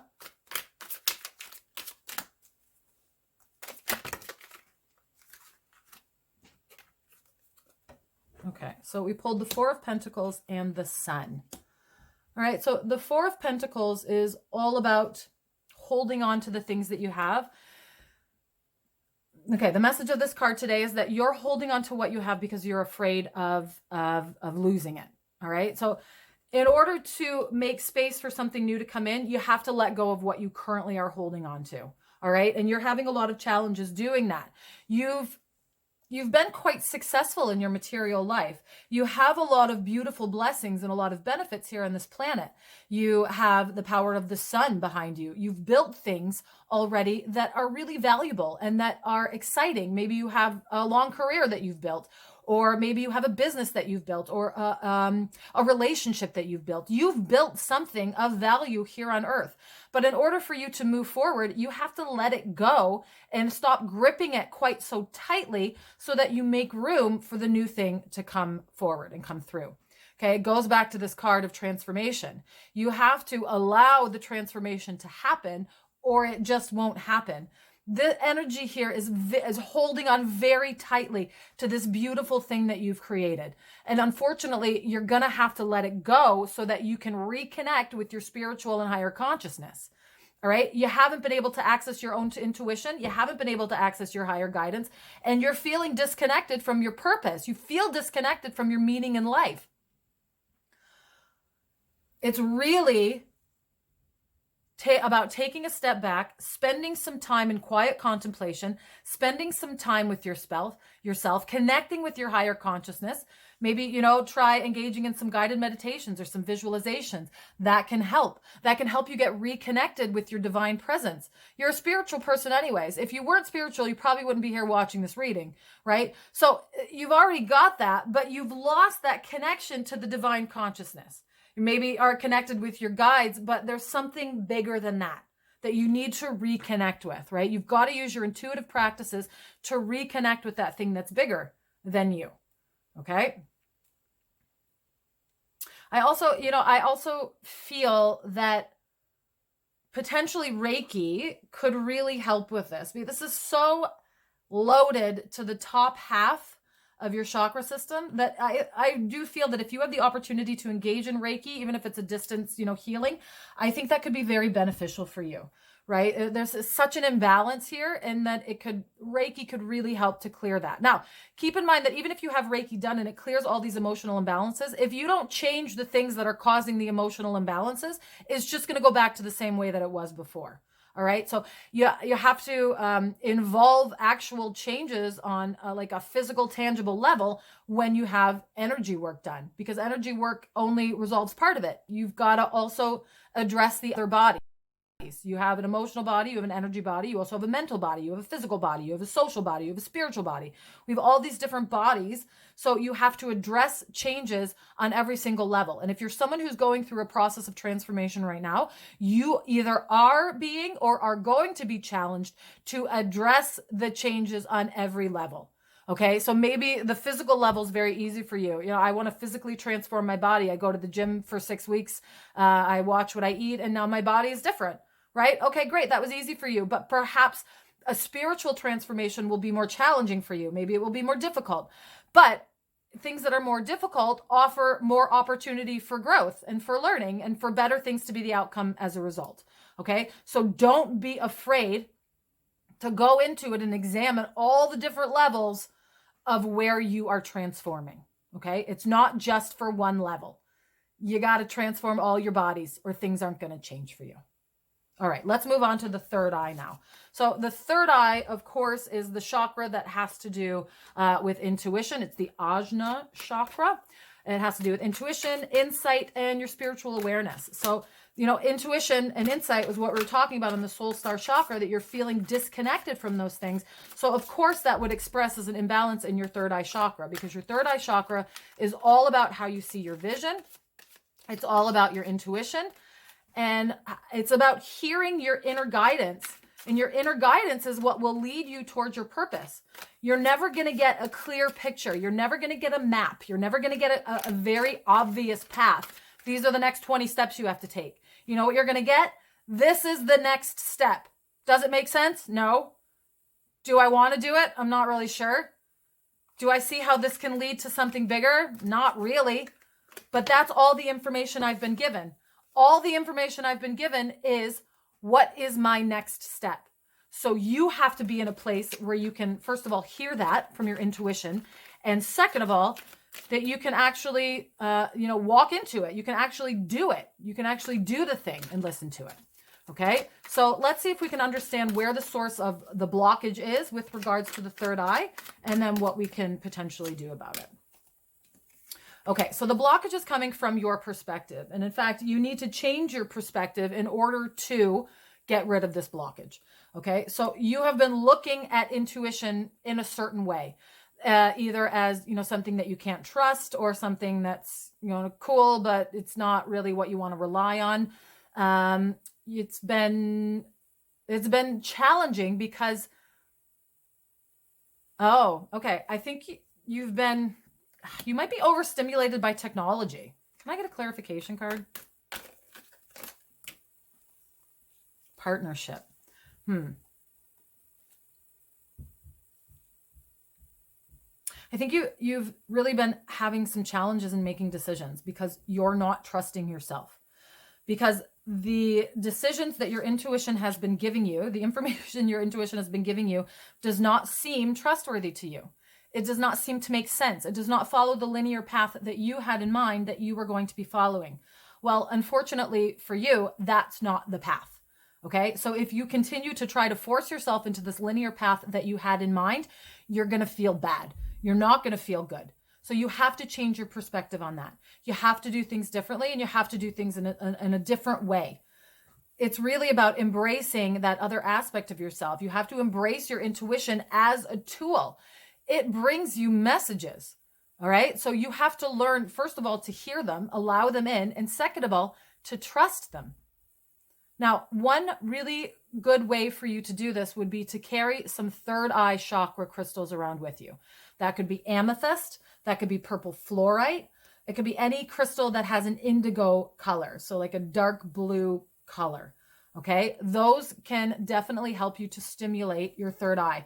Another thing that you can do is to meditate with those crystals. So like lay on your back and place the crystal itself on your third eye while you're laying down, because it can help to activate that energy, right? It can help you, just give you a physical, tangible reminder of what you're doing and that you're activating your intuition energy. That's the first step. Activate it so that you can hear what it says to you. The second step is to trust it. And guess what? That is the most challenging step, because sometimes the messages that we receive don't align with what we thought we were doing. They don't align with the information we thought we were going to get. And so you receive this message and you start to second guess yourself, and you second guess your truth, and you go, this doesn't make any sense. This cannot be what I actually heard. I must have made this all up in my head. I don't even want to do this anymore. I made everything up. Nothing makes sense. I don't know what I'm doing. Everything's the worst. Everything's wrong. Stop it. Stop doing that. Trust yourself. You Know that your intuition is delivering you the messages you're supposed to receive. Take them in, right? Stop second guessing yourself. Stop second guessing what you're doing, and stop saying to yourself, oh, this can't be right. I don't know what I'm doing. These messages are wrong. Stop it. Just stop. Just stop. Change your perspective. Okay? Change your perspective to one where you go, you know what? What if this message is completely right? Take that next step. Do it. See what happens. Okay? You got to trust yourself. All right. Now, moving on to the throat chakra. So usually when we have an imbalance in the throat chakra, it either means that we're not speaking our truth or we're not listening to other people speak their truth. Okay, so let's see what kind of guidance we have for this. So what is the cause of the blockage in the throat chakra for this group? 10 of Wands. Oh, you've been working so hard. Okay, you've been working really, really hard and you're really tired and it doesn't feel like you're making any progress. And what's the point of even talking about what you're doing if you're not making any progress anyways? But I'm here to tell you that you have made so much progress. You're at the 10. This is the end. You are almost finished. Your home is in sight. The goal is within sight. All right? Keep going. Don't stop. Don't give up. Don't say, you know what, I made it this far and I don't know what I'm doing. I'm just going to quit. No, you're so close to the end. And I know that you can only see the next one step because your face is down and you're looking down through these sticks and all you can see is your next foot going in front of you. But trust me, you are heading towards home. You are heading towards the goal that you want to get to. It's right there. It's within like walking distance. You're so close. Don't give up. Keep trusting the next step. All right. Now, with regards to throat chakra, does this have to do with not being able to speak one's truth or not hearing one's truth? Okay. So you're not speaking your truth. You're very curious. You're very interested. You know that what's happening with you and to you is very important. It is truly a source of transformation, but it doesn't feel like it's trustworthy. You feel like a child, right? You don't feel like you're actually an adult who knows what they're doing and is able to, make their way in the world and effectively get their mission done. You don't feel like it, but in fact you are, because you are on a path. You are on a journey. And this little fish coming out of this cup is your new insight. It's your new idea. And if you aren't allowing it to exhibit itself, then you're never going to see it. You're never going to be able to put it into action, to put it into play. All right. So you've got to be able to speak your truth. And sometimes your truth is a question. Sometimes your truth is just curious. Sometimes your truth doesn't know the answer. Just don't be afraid to speak up because you don't know the answer. You're not supposed to know the answer. You're supposed to experience something that will help you understand the answer in a way that you never could have before. Okay. So continue to trust that that's what's happening here. Now, let's just take a look at the heart chakra, because all of this makes sense, that you're having so much challenge and that it's causing you to not be as compassionate probably with yourself as you could be, or as, I don't want to say should, but we're all here, human, having a limited earthly experience, and compassion starts with self-compassion. Okay, so what is the cause of the blockage in the heart chakra? You're on a journey. You're on a path. All right, there's really a lot of soul seeking that's going on here, and this is during an eclipse. You can see the moon is in front of the sun here. So this is it's giving me the energy of like the eclipse that's going to happen in April. I think it's like April. It's April 20. It's happening in April of 2024. There will be a complete solar eclipse across parts of North America. And eclipses are really wild times because everything shifts in that moment, right? The animals all go quiet because like, what is happening? Why is it dark in the middle of the day? And everything is dark and it's very eerie and it's very off. It doesn't feel wrong, but it feels very off, right? It's not normally how we experience the earth in the middle of the day. So a lot of what you're feeling right now feels off. It feels like it's not the way things are supposed to be. It feels like things are just shifted a little bit wrong. It's not quite aligned. It's not quite perfect. And that's causing you to have a lot of challenges with self-compassion. You feel like you haven't maybe done it right, but I want you to remember that you're on a journey. This is not about, I made the right choice and now everything's exactly perfect the way that it's supposed to be. No, this is about you take one step and then you learn from it. And then you take the next step and you learn from that. And you take all of the information that you just learned and assimilate it. And then you take the next step, right? Which maybe is in a totally different direction than you were going before. So it's about having compassion with yourself. And again, we're right back to this root message of trust yourself, trust your gut, listen to your intuition. You know what you're doing. You have to trust it. You have to believe it. Okay? One thing that you could do, the Page of Cups and the Eight of Cups are giving me the energy of dream work. So you might want to think about keeping a dream journal. A lot of times we get messages from our intuition through our dreams. So start keeping a dream journal. And just when you wake up in the morning, if you remember any bits and pieces of your dream, just, put it down, write it down. And then over time, you can start gathering patterns and say, oh, I kept dreaming about this thing and this symbol is resonating with me and I saw it out in the world. So I'm very much getting the message that you could potentially, it would help you to keep a dream journal, especially if you're someone who dreams. And didn't we have lucid dreaming as one of the people? No, I guess not. That was maybe a different reading. But if you practice lucid dreaming, perhaps that would be something that you would do anyways, would be to keep a dream journal. So definitely something that you want to consider and consider what that might mean for you. Okay, so now let's take a look at the Hara line over here because we've individuation point, Tantian are good, but soul seat is a bit blocked, okay? And so, like I said before, the Hara line has to do with the level of intention. So this is really about the intention that you incarnated into this experience with. You've decided, I want to have this experience, and this is my intention for this lifetime. So your soul seat is the energetic point at which you connect to your soul's essence, okay? So you're having your core essence aligned with the essence of your soul. So what is the real reason that your soul came in? So potential causes of imbalance here could be spiritual disconnection or neglect. So again, we had some challenges up here at the soul star chakra. So this is very likely coming from those challenges. And once those are resolved and you start listening to yourself again, we'll probably see a change in that energy flow. Okay. So how can we align better with the essence of our soul to better understand and fulfill our life's purpose?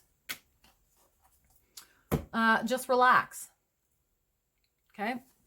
The energy of this card. So I love this. I love the card in this deck because it cracks me up. So the Ten of Swords is a card where you're like completely at the end of your rope. You are done. You have had everything that you can. But look, she's just, chilling on her phone. She's doom scrolling. So she's cool. She's chilled. She's hit so far the bottom that there's no more room left to fall. And the only place left to go is up, right? The energy of this card is that everything's fine. Don't sweat it. Don't chill. It's darkest right before the dawn. Okay. Look how dark it is in this cloud. It's darkest before the dawn, but keep in mind that you're so close. Okay. We got 2 10s right here. We were so close to the goal line. You're so close to the end point. You're so close to the finish line. So it's okay. Allow it. Stop trying to be perfect. Stop trying to make it make sense. Stop trying to do it in some way that you think is the prescribed way you're supposed to do it. Stop it. Just let it be. All right. Everything is fine. And when you just let it be, when you stop trying to strive, when you stop trying to work, that connection will return. You haven't lost your connection with spirit. You haven't lost your connection with your soul. It's still there and it will come back. You just got to let it. Stop trying to push it. When you try to push stuff, it doesn't happen. You just got to let it. You got to trust that it will happen in the right time. It will happen the way that it's supposed to. So let it. Okay? Trust yourself. Trust your gut.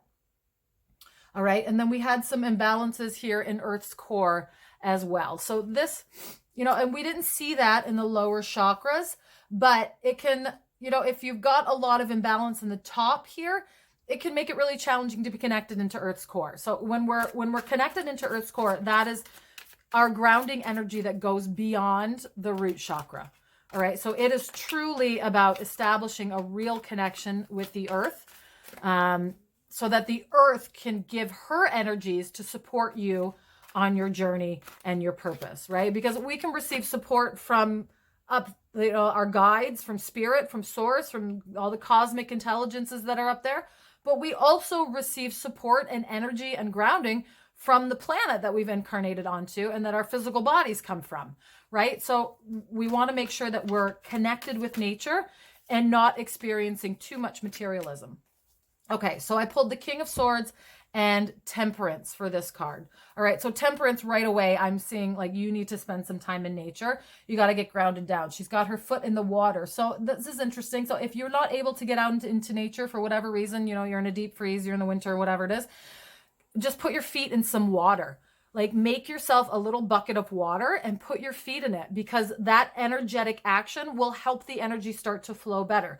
Water is part of earth, right? So even if you can't get outside into nature, if you can get your feet into some water, that can help, especially if you set the intention ahead of time that this is what you're doing. You're spending time with nature, with this water. You're practicing grounding. You're focusing, as you do this exercise, you're perhaps visualizing or envisioning the roots from your feet growing down into the earth, okay? Connecting with Earth's core all the way down. Sometimes it can be beams of light or golden threads or golden ropes that connect down into Earth. So whatever it is that comes up for you when you visualize it, put your feet in some water and spend some time visualizing.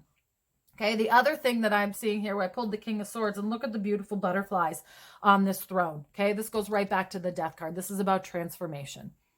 All right, so this is really about transforming who you are as a person. This is about becoming someone different. This is about allowing all of those changes to take place.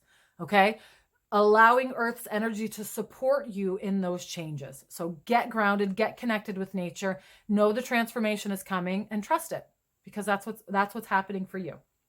Okay, now let's take a look at our final card for this reading and see what it has to say for us. So we have number 3, the third ray of creative intelligence.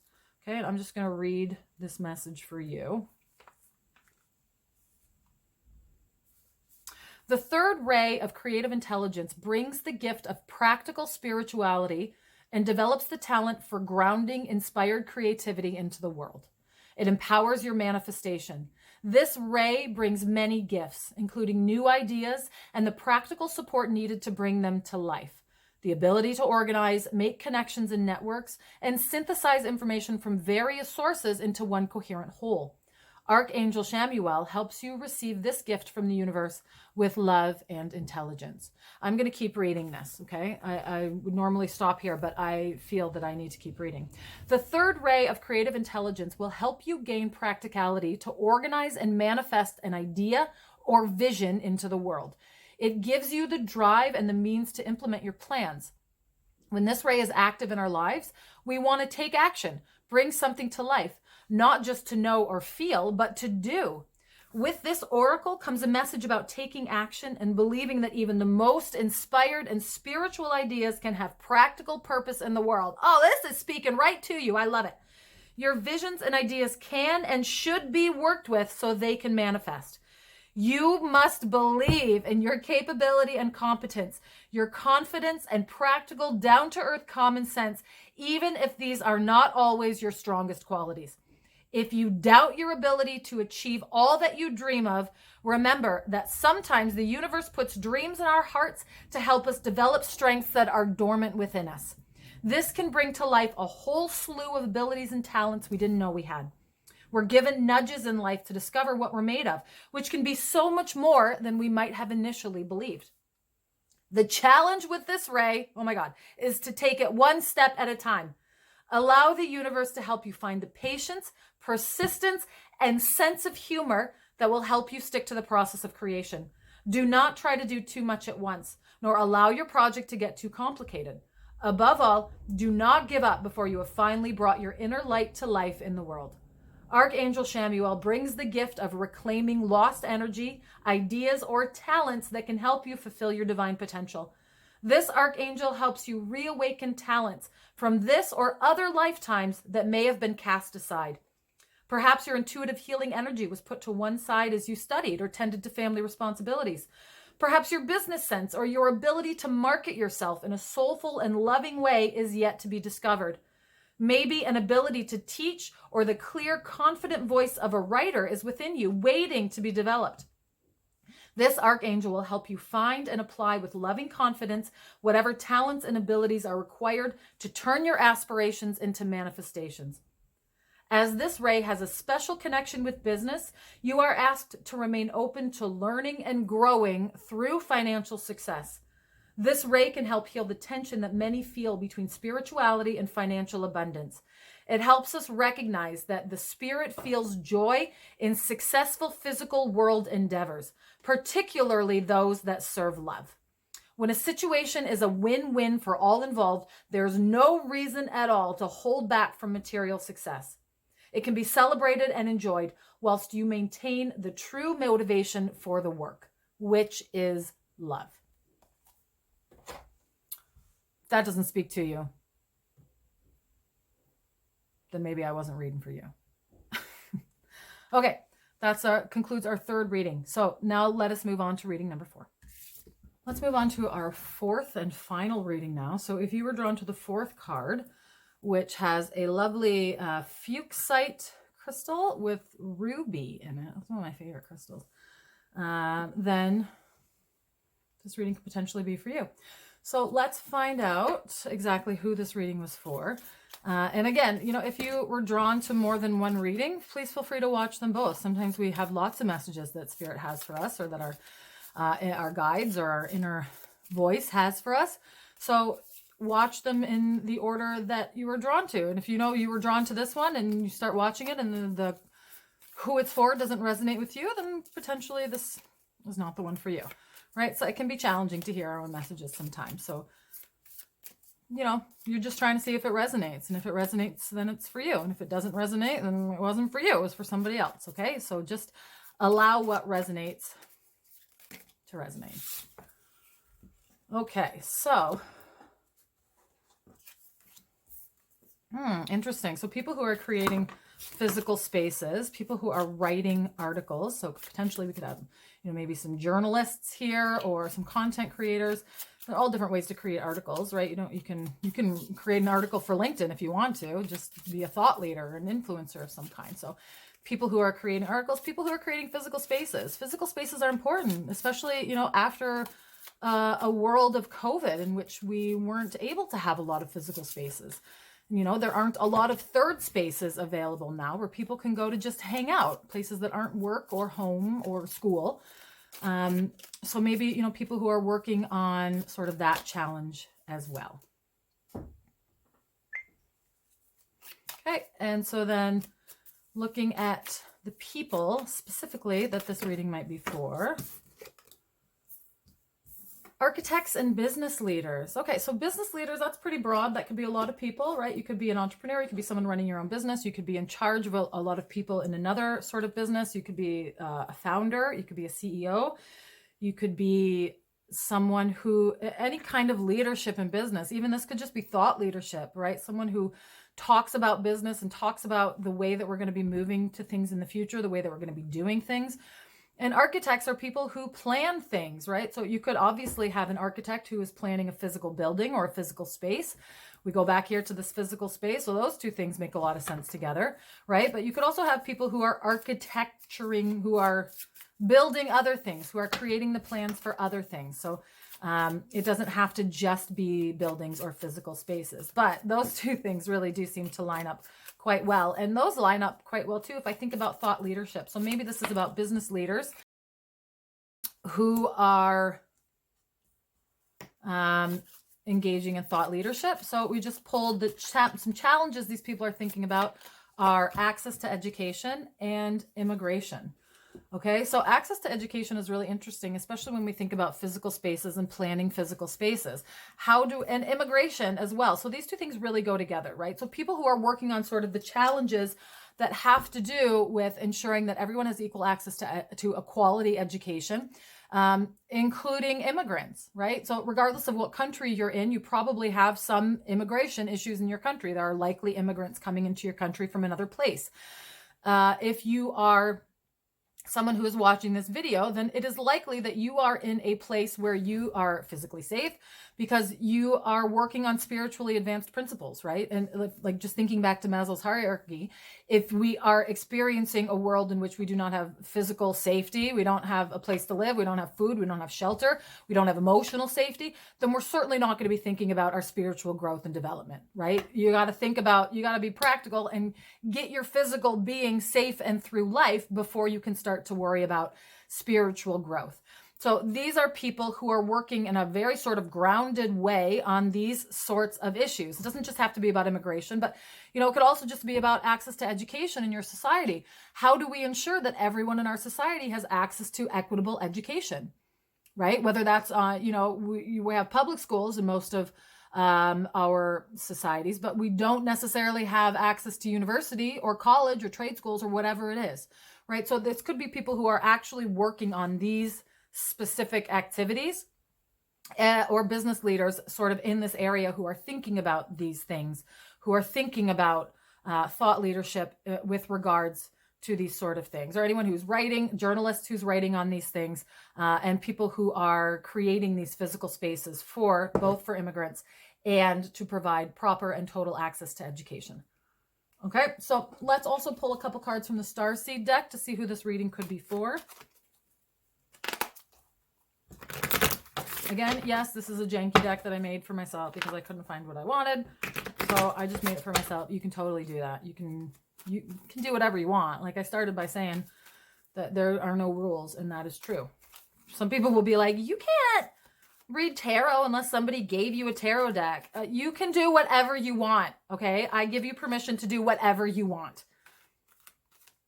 Choices have consequences. Your choices have consequences.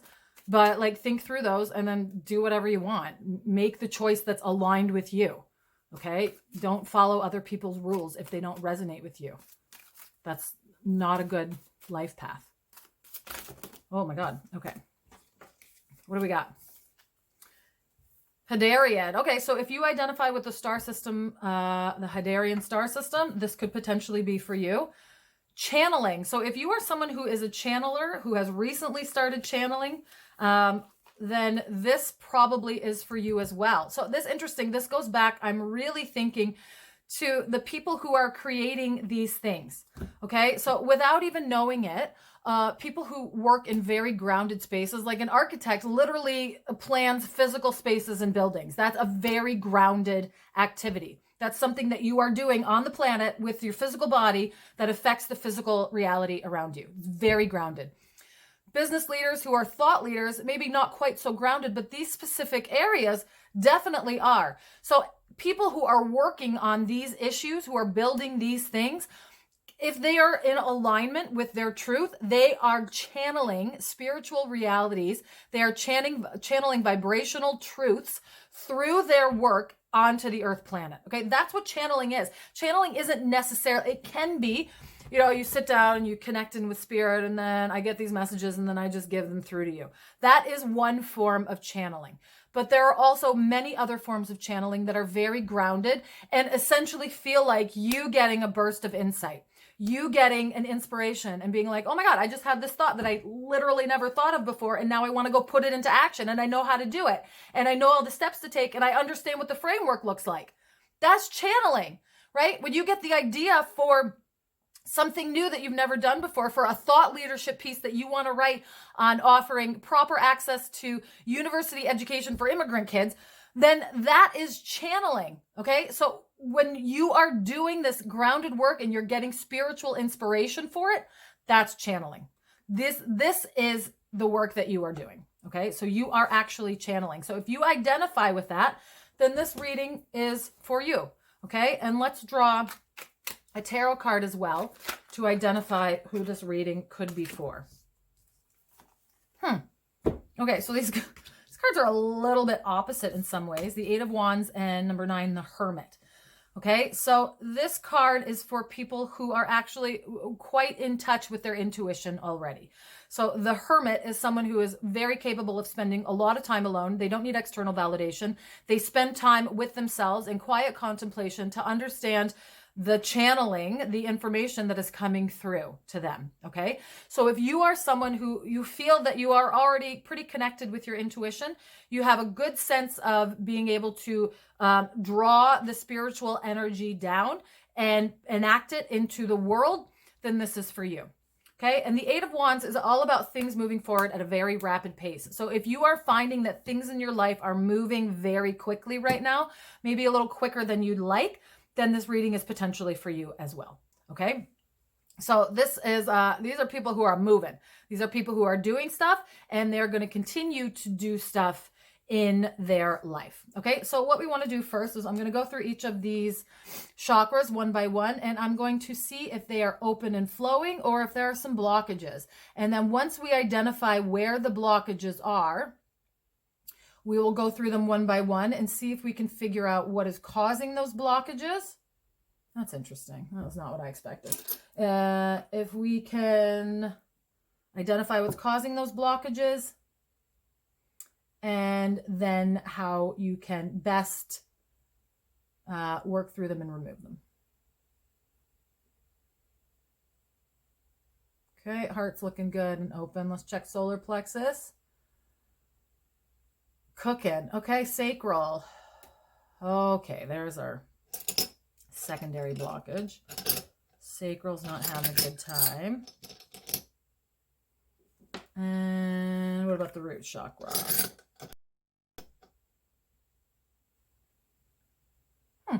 Okay, having some issues there too. All right, let's check Earth Star chakra. A bit blocked. Okay. All right, now we will check the hairline. And as I've explained before, the hairline lies on the level of your intentionality. So it's really about the purpose that you came to this planet to engage in. The blockage at the soul seat. Okay. How's the Tantien? Diags. Okay. Bit diagonal and Earth's core. Where are we doing here? Whoops. Flowing. Okay, we're good at Earth's core. All right, so we've got a little blockage at the soul seed and a diagonal one at the Tantien. Okay, so we'll get to those at the end, but we're going to start first. We'll start with the third eye chakra. So that's actually really interesting to me that we found a blockage at the third eye chakra, because it is evident to me that you are already tapped into your intuition, and that, you know, you're channeling this information through, and that's what's allowing you to go very quickly. So I find it very interesting that there's some kind of blockage here in the third eye. So what we're going to do is we're going to draw some cards that will help us identify where the blockage is coming from, what's causing the blockage, and then potentially what we can do about it. Okay, so the third eye chakra is the seat of your intuition. It's the chakra, the energy of that chakra is about understanding spiritual insight on your purpose. Okay, so it's about your inner guidance and how you can tap into your intuition to get more insights about your life's purpose. Okay, so we drew the Hermit here, but maybe there are some challenges with accepting the messages that you're receiving. So it seems like potentially, oh, I'll just drop the whole deck. Potentially you're getting the messages, but it seems like you're not trusting them for some reason. So let's see if we can identify why you're not trusting those messages. Nine of Pentacles. Okay, this is okay. Can I get a clarification card on this, please? Five of Cups. Okay, it's because, baby, you got to trust the process. All right. like you have been working so hard and you've developed this beautiful physical expression of your purpose on this planet already. Okay. You have done a lot of work. You have already built beautiful physical things with your business, with your career, with your life, whatever it is.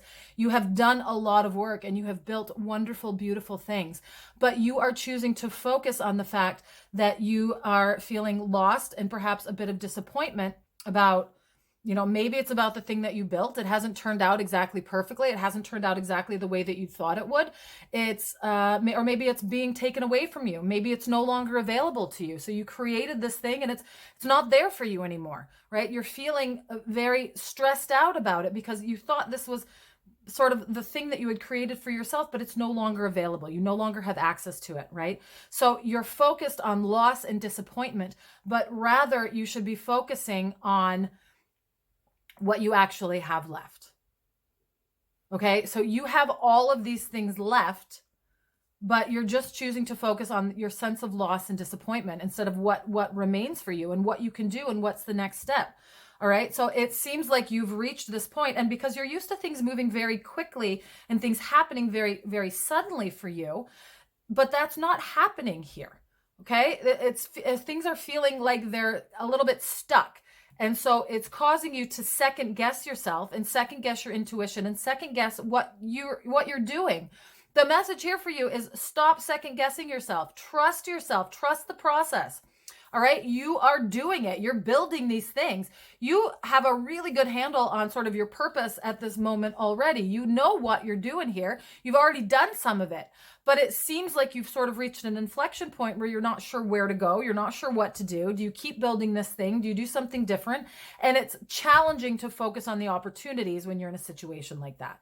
And because you're focusing on loss and disappointment, it's preventing you from receiving the messages that your higher self wants to send to you when you are in quiet contemplation and meditation. All right. So instead of focusing on what you don't have or on what you've lost or on the way the process has not worked out the way that you expected it to or wanted it to, focus on what you have. Focus on what is available to you to continue to build from. Okay, because you're a master builder. You know what you're doing. You're very effective. When you decide to build something, it gets built. You make incredible things, whether they're physical spaces, whether they're education, whether it's things that you write, whether it's thoughts that you put out into the world. You're very capable. You're very smart. You're very good at doing stuff, right? So you've got to allow that to exist and trust that you're going to know what to do next. Don't worry. Okay. The next steps will show up, but you have to be open and available to them instead of closing yourself off from them because it feels like they're not coming. Okay. So even when things don't happen at the pace with which you would prefer they happen, there is still an opportunity for learning and there is still opportunity for that information to come into you. Okay. So just keep the space open and available. Continue to meditate, continue to engage in the activities that allow you to connect with your intuition, whatever that is. For some people, they like to garden. Other people like to wash dishes. Other people like to clean. There's all kinds of things you can do to keep your physical body in sort of in a state where that allows you to open your mind and access higher vibrations with your intuition. Okay, so keep doing that, and that will help you to regain a connection with your intuition because you're a very intuitive person. This is a skill that you've had for most of your life, right? You channel this information in when you create these things, but you're blocking it right now because you're worried that it's not working for you. Okay, focus on what you have. Focus on the fact that you know the next thing will be coming in. Okay, now let's take a look at the sacral chakra. We're going to move to the sacral next.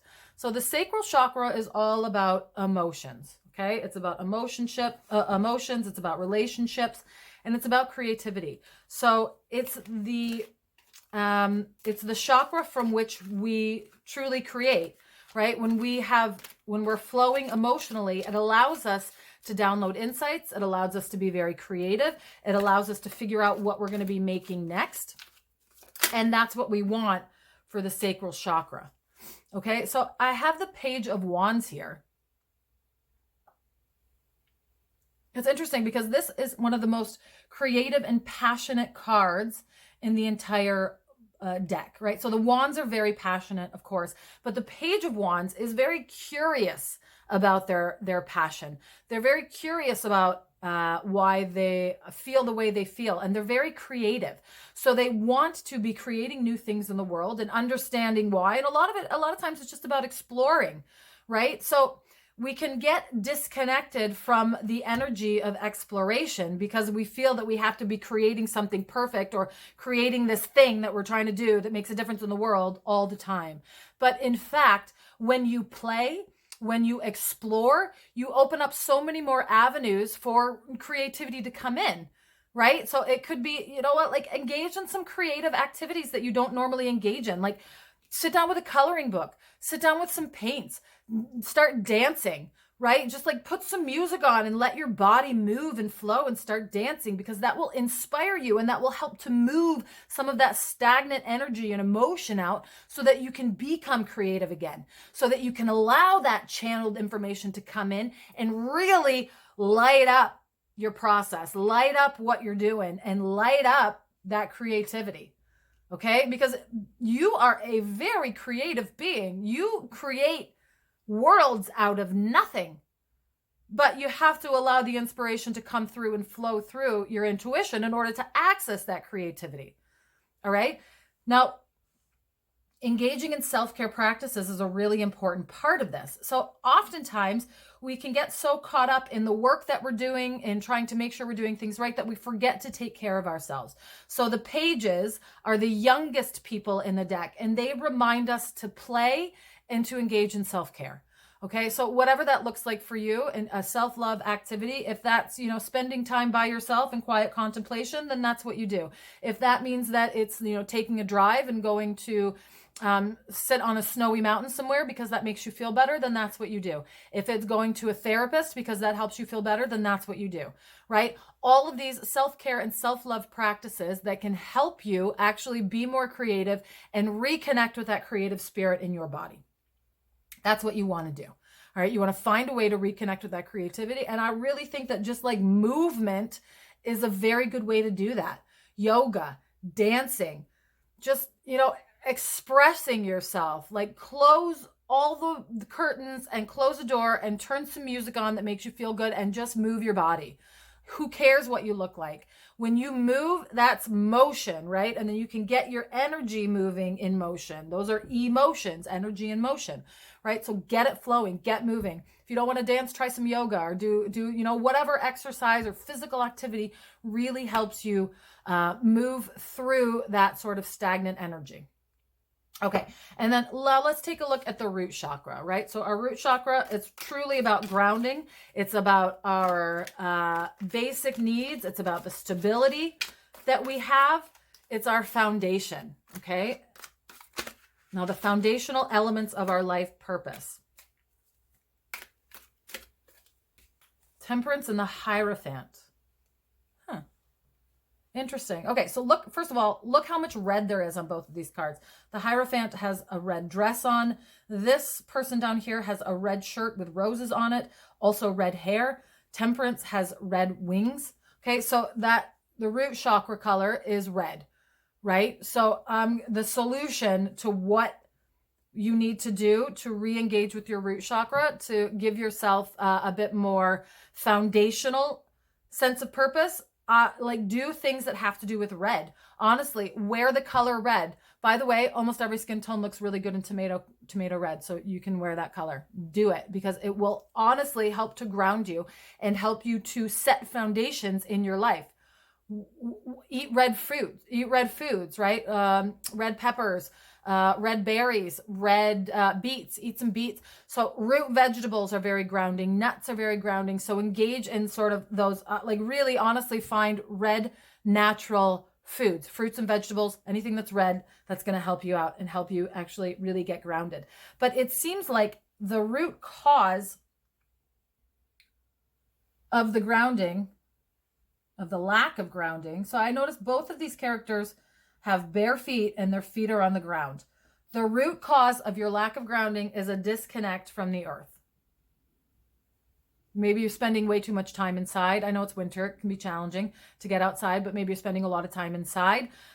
Maybe you're just not spending any time in nature. Maybe you are forgetting that you are actually part of Earth, that Earth bore you. You come from dust, and to dust you shall return, right? Like you came from Earth. So you have to be connected with Earth in order to have the proper physical foundation that you need to build the things in the physical world that you want to build. You got to be grounded, right? You got to feel like you're home. You can't be flying off into the ether with your mind all the time and dissociating. You need to be here now. Oh, dissociating. That's what you've been doing. You've been doing a lot of dissociate. I don't blame you. You've been doing a lot of dissociating because you don't want to be here, because this is so challenging, the experiencing that you're going through. So you can dissociate through, alcohol or drugs. Those are easy ways to dissociate. You can dissociate through TV or media. You just sit and watch. You can dissociate through doom scrolling on your phone. There are lots of ways to dissociate, to get yourself out of your physical body and forget where and who you are. But in fact, the solution here is to get back into your physical body, because you've been dissociating. You've been doing it probably like on purpose. You're like, I'm going to dissociate now because the world is challenging me and I feel challenged and I don't want to do this right now. And like, I'm not saying never do that, right? There's a time and place to sit and scroll on your phone or to watch a movie for 3 hours and forget your life and forget the troubles that you're experiencing. There's nothing wrong with that. Absolutely do that if it helps you, but keep it balanced. Don't do that all the time and then avoid doing the work or avoid listening to your intuition or avoid all of the things that you want to accomplish in life. Don't do that, right? Dissociating can be a tool. I choose to do this for a little bit so that I can engage in this other experience. But then you come back to your physical body, you get grounded back into it, you remember who you are, you remember why you're here on this planet, and you move forward with purpose. Every single step that you take forward, literally, physically step that you take, is moving you towards your purpose. Okay? So we got to get grounded back down into your body. And I have a feeling that's what the Earth Star chakra is going to tell us as well. Okay? Because the Earth Star chakra is, again, it's about grounding, it's about spiritual energies, and it's about connection to the earth. So it's a deeper level than the root chakra. It's closer here down to the earth's core. Okay? So it's going to give you more information about how you can actually ground down. So how can we ground our spiritual energies to establish a strong foundation for our life's purpose? Interesting. Knight of Wands. Did we have the Page of Wands here too? Yeah. Okay. So the Knight of Wands is all about movement and action and acting on your inspiration. Okay. So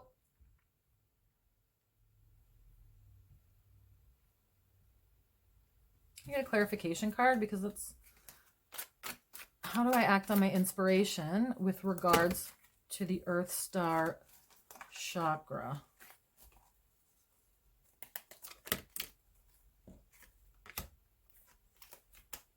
Three of Cups. So this is about community. All right. So part of grounding can be engaging in a community with other people. All right. So the Three of Cups, I like to think of this as sort of the party card. I don't necessarily trust these three ladies. They might be up to a little bit of shit, but you want to know what? They're there having a good time and they're supporting each other. Okay. So when we're thinking about how we can act on our inspiration, it may be that you want to actually engage in a sort of a community that allows you to feel more grounded. So potentially, that's so weird. I keep hearing Tai Chi class. I don't, all right.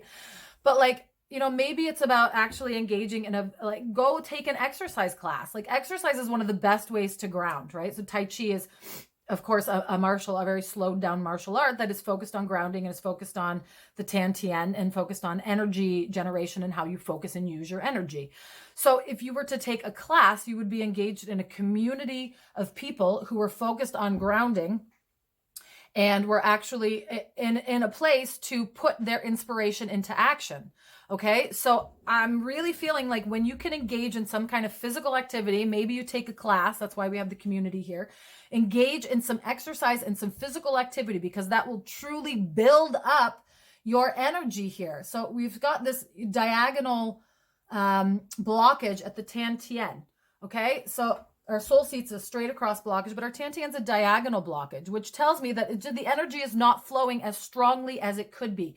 You are an incredibly energetically powerful being. We started this reading by understanding that you have already created a lot in your life.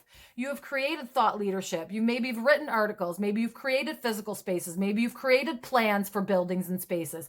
You know, you're working on these areas and these topics. You've already been channeling in the information that you need to do the work that you came here to do. So in order to do that, you have to make sure that you have all of the energy that you need. And if you're disconnected from the earth, it can be very challenging to build up all of the energy that you need to get things done. You maybe want to sleep all the time, or you just want to relax, or you don't feel like doing things. Okay, so in order for you to build up all of the energy that you need to build up to get back into this place of acting on your inspiration, you need to engage in some kind of physical activity, probably in a group setting. Okay, so Tai Chi's what I heard. I've never done Tai Chi. I think I'd like to. I think it'd be really cool. I think you could learn a lot from it. I heard one time that Tai Chi is basically like a really powerful martial art, just really slowed down. So that's, you know, that's a level of intention that is very interesting, when it's not just about flailing your arms and doing stuff, but it's about very intentionally moving through this energy. Okay, so I would encourage you to think about what group activities you can engage in that are very grounding, right? So, you know, I talked about exercise classes, but you could, there are groups that go on nature hikes. There are natural movement groups who go do things like walking barefoot or hiking through the woods. That's something that you can do. Maybe not if it's cold outside, but you can, you know, go stand barefoot outside, go with a group to, you know, explore the woods or explore these paths. Again, eat grounding foods, right? And like really engaging in physical activity. So maybe it's about going to the gym. You know, even if you prefer to work out by yourself, maybe you go somewhere where there's other people working out, because it inspires you and it helps you to actually ground that physical energy down into your life. Okay, so there are lots of ways to reconnect with the earth, and physical activity, I think, is one of your best options for now in order to do that. All right, so now let's just take a quick look at the soul seat and the Tantien. All right, so like I said, your Hara line is your line of intention. It has a lot to do with the reason that you incarnated onto this planet. Okay, your soul seat is your connection to your soul's essence. So how aligned are you with the essence of your soul with fulfilling your life purpose? Like, are you well aligned? And can you get any insights from your soul's essence about your purpose? So if we're seeing a blockage here, that usually indicates some kind of spiritual disconnect, or like you've maybe been neglecting your spiritual life. Okay, so let's see what is the cause of this imbalance. So the Two of Wands. So the Two of Wands, interesting. Can I get a clarification card, please?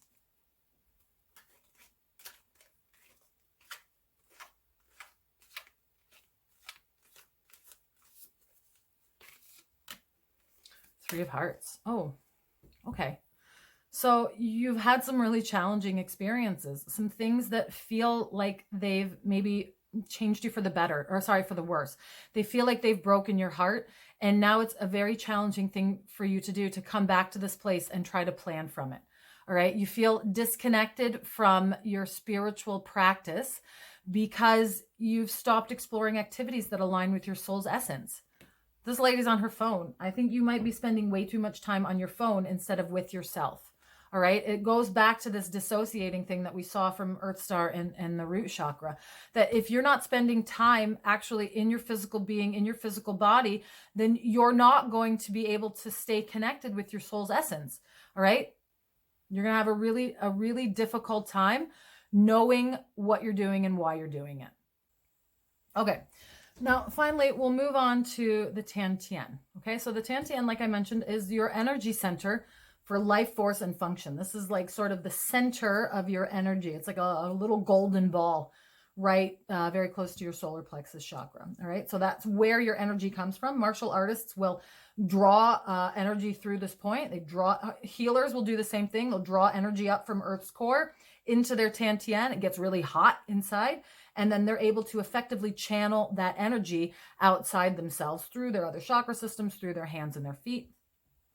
And so your Tian is really sort of the balancing and channeling of life force energy. It is your like your grounding energy. It is you can use it to assess how well energy is actually flowing through your body. So if we've got some blockages here, that indicates a blocked energy flow, and you are not drawing up all of the energy that you need to go out and accomplish the things that you came to Earth to do. So we want to know how you can truly, what intuitive insights can help you to understand and fulfill your purpose, because this will be sort of the level of that energy and life force and intention. Okay.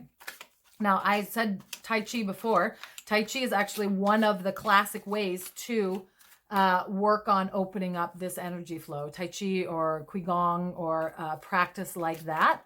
And in addition to those physical practices that we talked about previously, you can also, it's really about connecting with your intuition. Okay. So when you're able to connect with your intuition, listen to yourself, listen to your guides, listen to your higher self, tell you what step to take and trust it, then you're able to be a lot more powerful on the planet, be a lot more powerful in this world and do the things you came here to do. Okay. So, we're going back to this third eye piece. So with regards to the Tian, what activities can we engage in, or can this group engage in to reconnect with that life force that flows through them and allow it to inform their intuition? The Empress. Okay. So reconnect with your divine feminine energies. All right. So that means that you receive. So a lot of the energy of this reading and of who you are as a person is action. You like doing stuff. You like getting stuff done. You're good at it. You've been really successful at all the things you've accomplished so far, but sometimes that makes it more challenging to receive the energy and receive the benefits and the goodness from others or from the universe. Okay. So what you need to do is you need to allow yourself to receive. You need to receive the energy. You need to receive the blessings. Stop trying to do actions for everything. Okay. Stop, slow down, trust yourself, trust the process. Know that you are actually engaging in something that is going to be transformational for you long term. You're going to build things that will truly change the world. Like, you are here to change the world, and the things that you're going to build will do that. But you have to open up to receiving the energy and the information that will allow you to do it. All right. Back here to channeling. You got to be open to receiving that information. You got to let it come in, and you got to be there, and sometimes you got to sit with it for a while too, before you even know what it is or how you're going to put it into action or what you're going to do with it. So receive. Okay. Allow, let, feel. These are our divine feminine words. All right. And that is what, instead of going out and doing something, just be with it. Trust yourself. Trust that you're in a place that is going to come to fruition with something beautiful, right? Like, you know how to build stuff. You're good at this. This is not new for you, but you got to let the energy come in. You got to let the information come in. You got to trust it. You got to trust that you know what you're doing with it. And then you got to be willing to take the next step. Well, I know you're willing to take the next step. That's not a challenge for you. You got to let the information come in first. And also, like, let it sit, let it settle. You get a piece of information, don't go acting on it immediately. Don't be like, oh, I got some information, I got to go do a thing. That is also a form of dissociation. All right. When you are constantly in motion, you're constantly actioning instead of receiving energy, receiving information. That is a form of dissociation. Stop it. Stop doing that. Get back into your body. Let yourself feel uncomfortable. You've had uncomfortable experiences. Let them be for something. Let that uncomfortable experience exist within your energy field and allow it to transform into something bigger and better and bolder and brighter that you can then go out into the world and build and do an action on. Okay? Okay, let's take a look at our very last card and see what guidance Spirit has for you around this. Trust in the plan. Hello? Hello? This is not what I've been saying for this entire reading. Trust in the plan. Let me read this to you. In preparation for radical growth, there can be temporary disorder and chaos. While the mind may worry that something is going wrong, the Spirit knows that this is a way for the old to disassemble so the new can be formed. Although you may feel out of control during such times, you do not need to resist the process. There is no need to attempt to impose your own sense of order upon the greater plan. You do not need to seek solutions, for there is no problem here in need of solving. Let me repeat that. You do not need to seek solutions because there is no problem here in need of solving. What has been is being cleared away in preparation for the next chapter in your life. Have faith. All is well. I'm going to read you the whole thing here because I feel that it's really especially relevant. Do not fear. You may see the life you have known appears to be ending. You may find that the things you used to do or the way you used to think no longer seem as relevant as they once were. You may feel your relationships and your friendships are changing. Some might even be ending. Perhaps you find you no longer have the energy or motivation to keep certain relationships going in your life. However, your energy is meant to be withdrawing from what it once supported. This is not an abandonment or a betrayal. It is not selfish. It is honest. When you trust in your spiritual growth, all that happens is love. That means that even an apparent loss always serves love, whether that is immediately obvious or not. It is sometimes necessary for both parties to become free to live their true destiny. Life is a loving, creative journey for your soul. That means there will be times when the very thing you've worked towards needs to crumble so that the next evolution of your soul manifestation upon the earth can take place. It is natural, and although it can be challenging to trust in a greater creative process during times when it seems as though there's only chaos and confusion, you are strong enough to spiritually do so. To feel peace during such times, you must trust in your own inner knowing over what appears to be. Connect, intuition, inner knowing. You are divinely scheduled to evolve at this point in your life. Can you sense an exciting growth phase happening for you? There's another way for you to live, to be, to thrive and love in this world, and you are rapidly heading towards it. This is a time to surrender control and allow a higher power to direct your course. Many exciting new opportunities, situations, and connections will come into your life as a result of what you're experiencing now. It is all part of a greater divine intelligence unfolding in loving service to your own sacred life path. Have faith and stay true to your spiritual principles. Trust in an unfolding higher plan. Know that all changes in your life serve your higher good. The universe knows what you need and is in the process of delivering it to you now.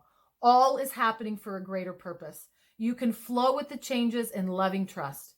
Your perfect time for resurrection will follow this deconstruction, and it will occur in the perfect way for you. Okay, I know that was a long thing to read, but man, does that align with exactly what we talked about here? Okay, trust in the plan. You are on the right track. You are doing the things you're supposed to do. Sometimes you got to let things go before you can build the new. Trust yourself. Trust your intuition. You know what you're doing. Have faith. Trust in the plan. Okay? Thank you so much. I love you. I bless you. Have a wonderful experience.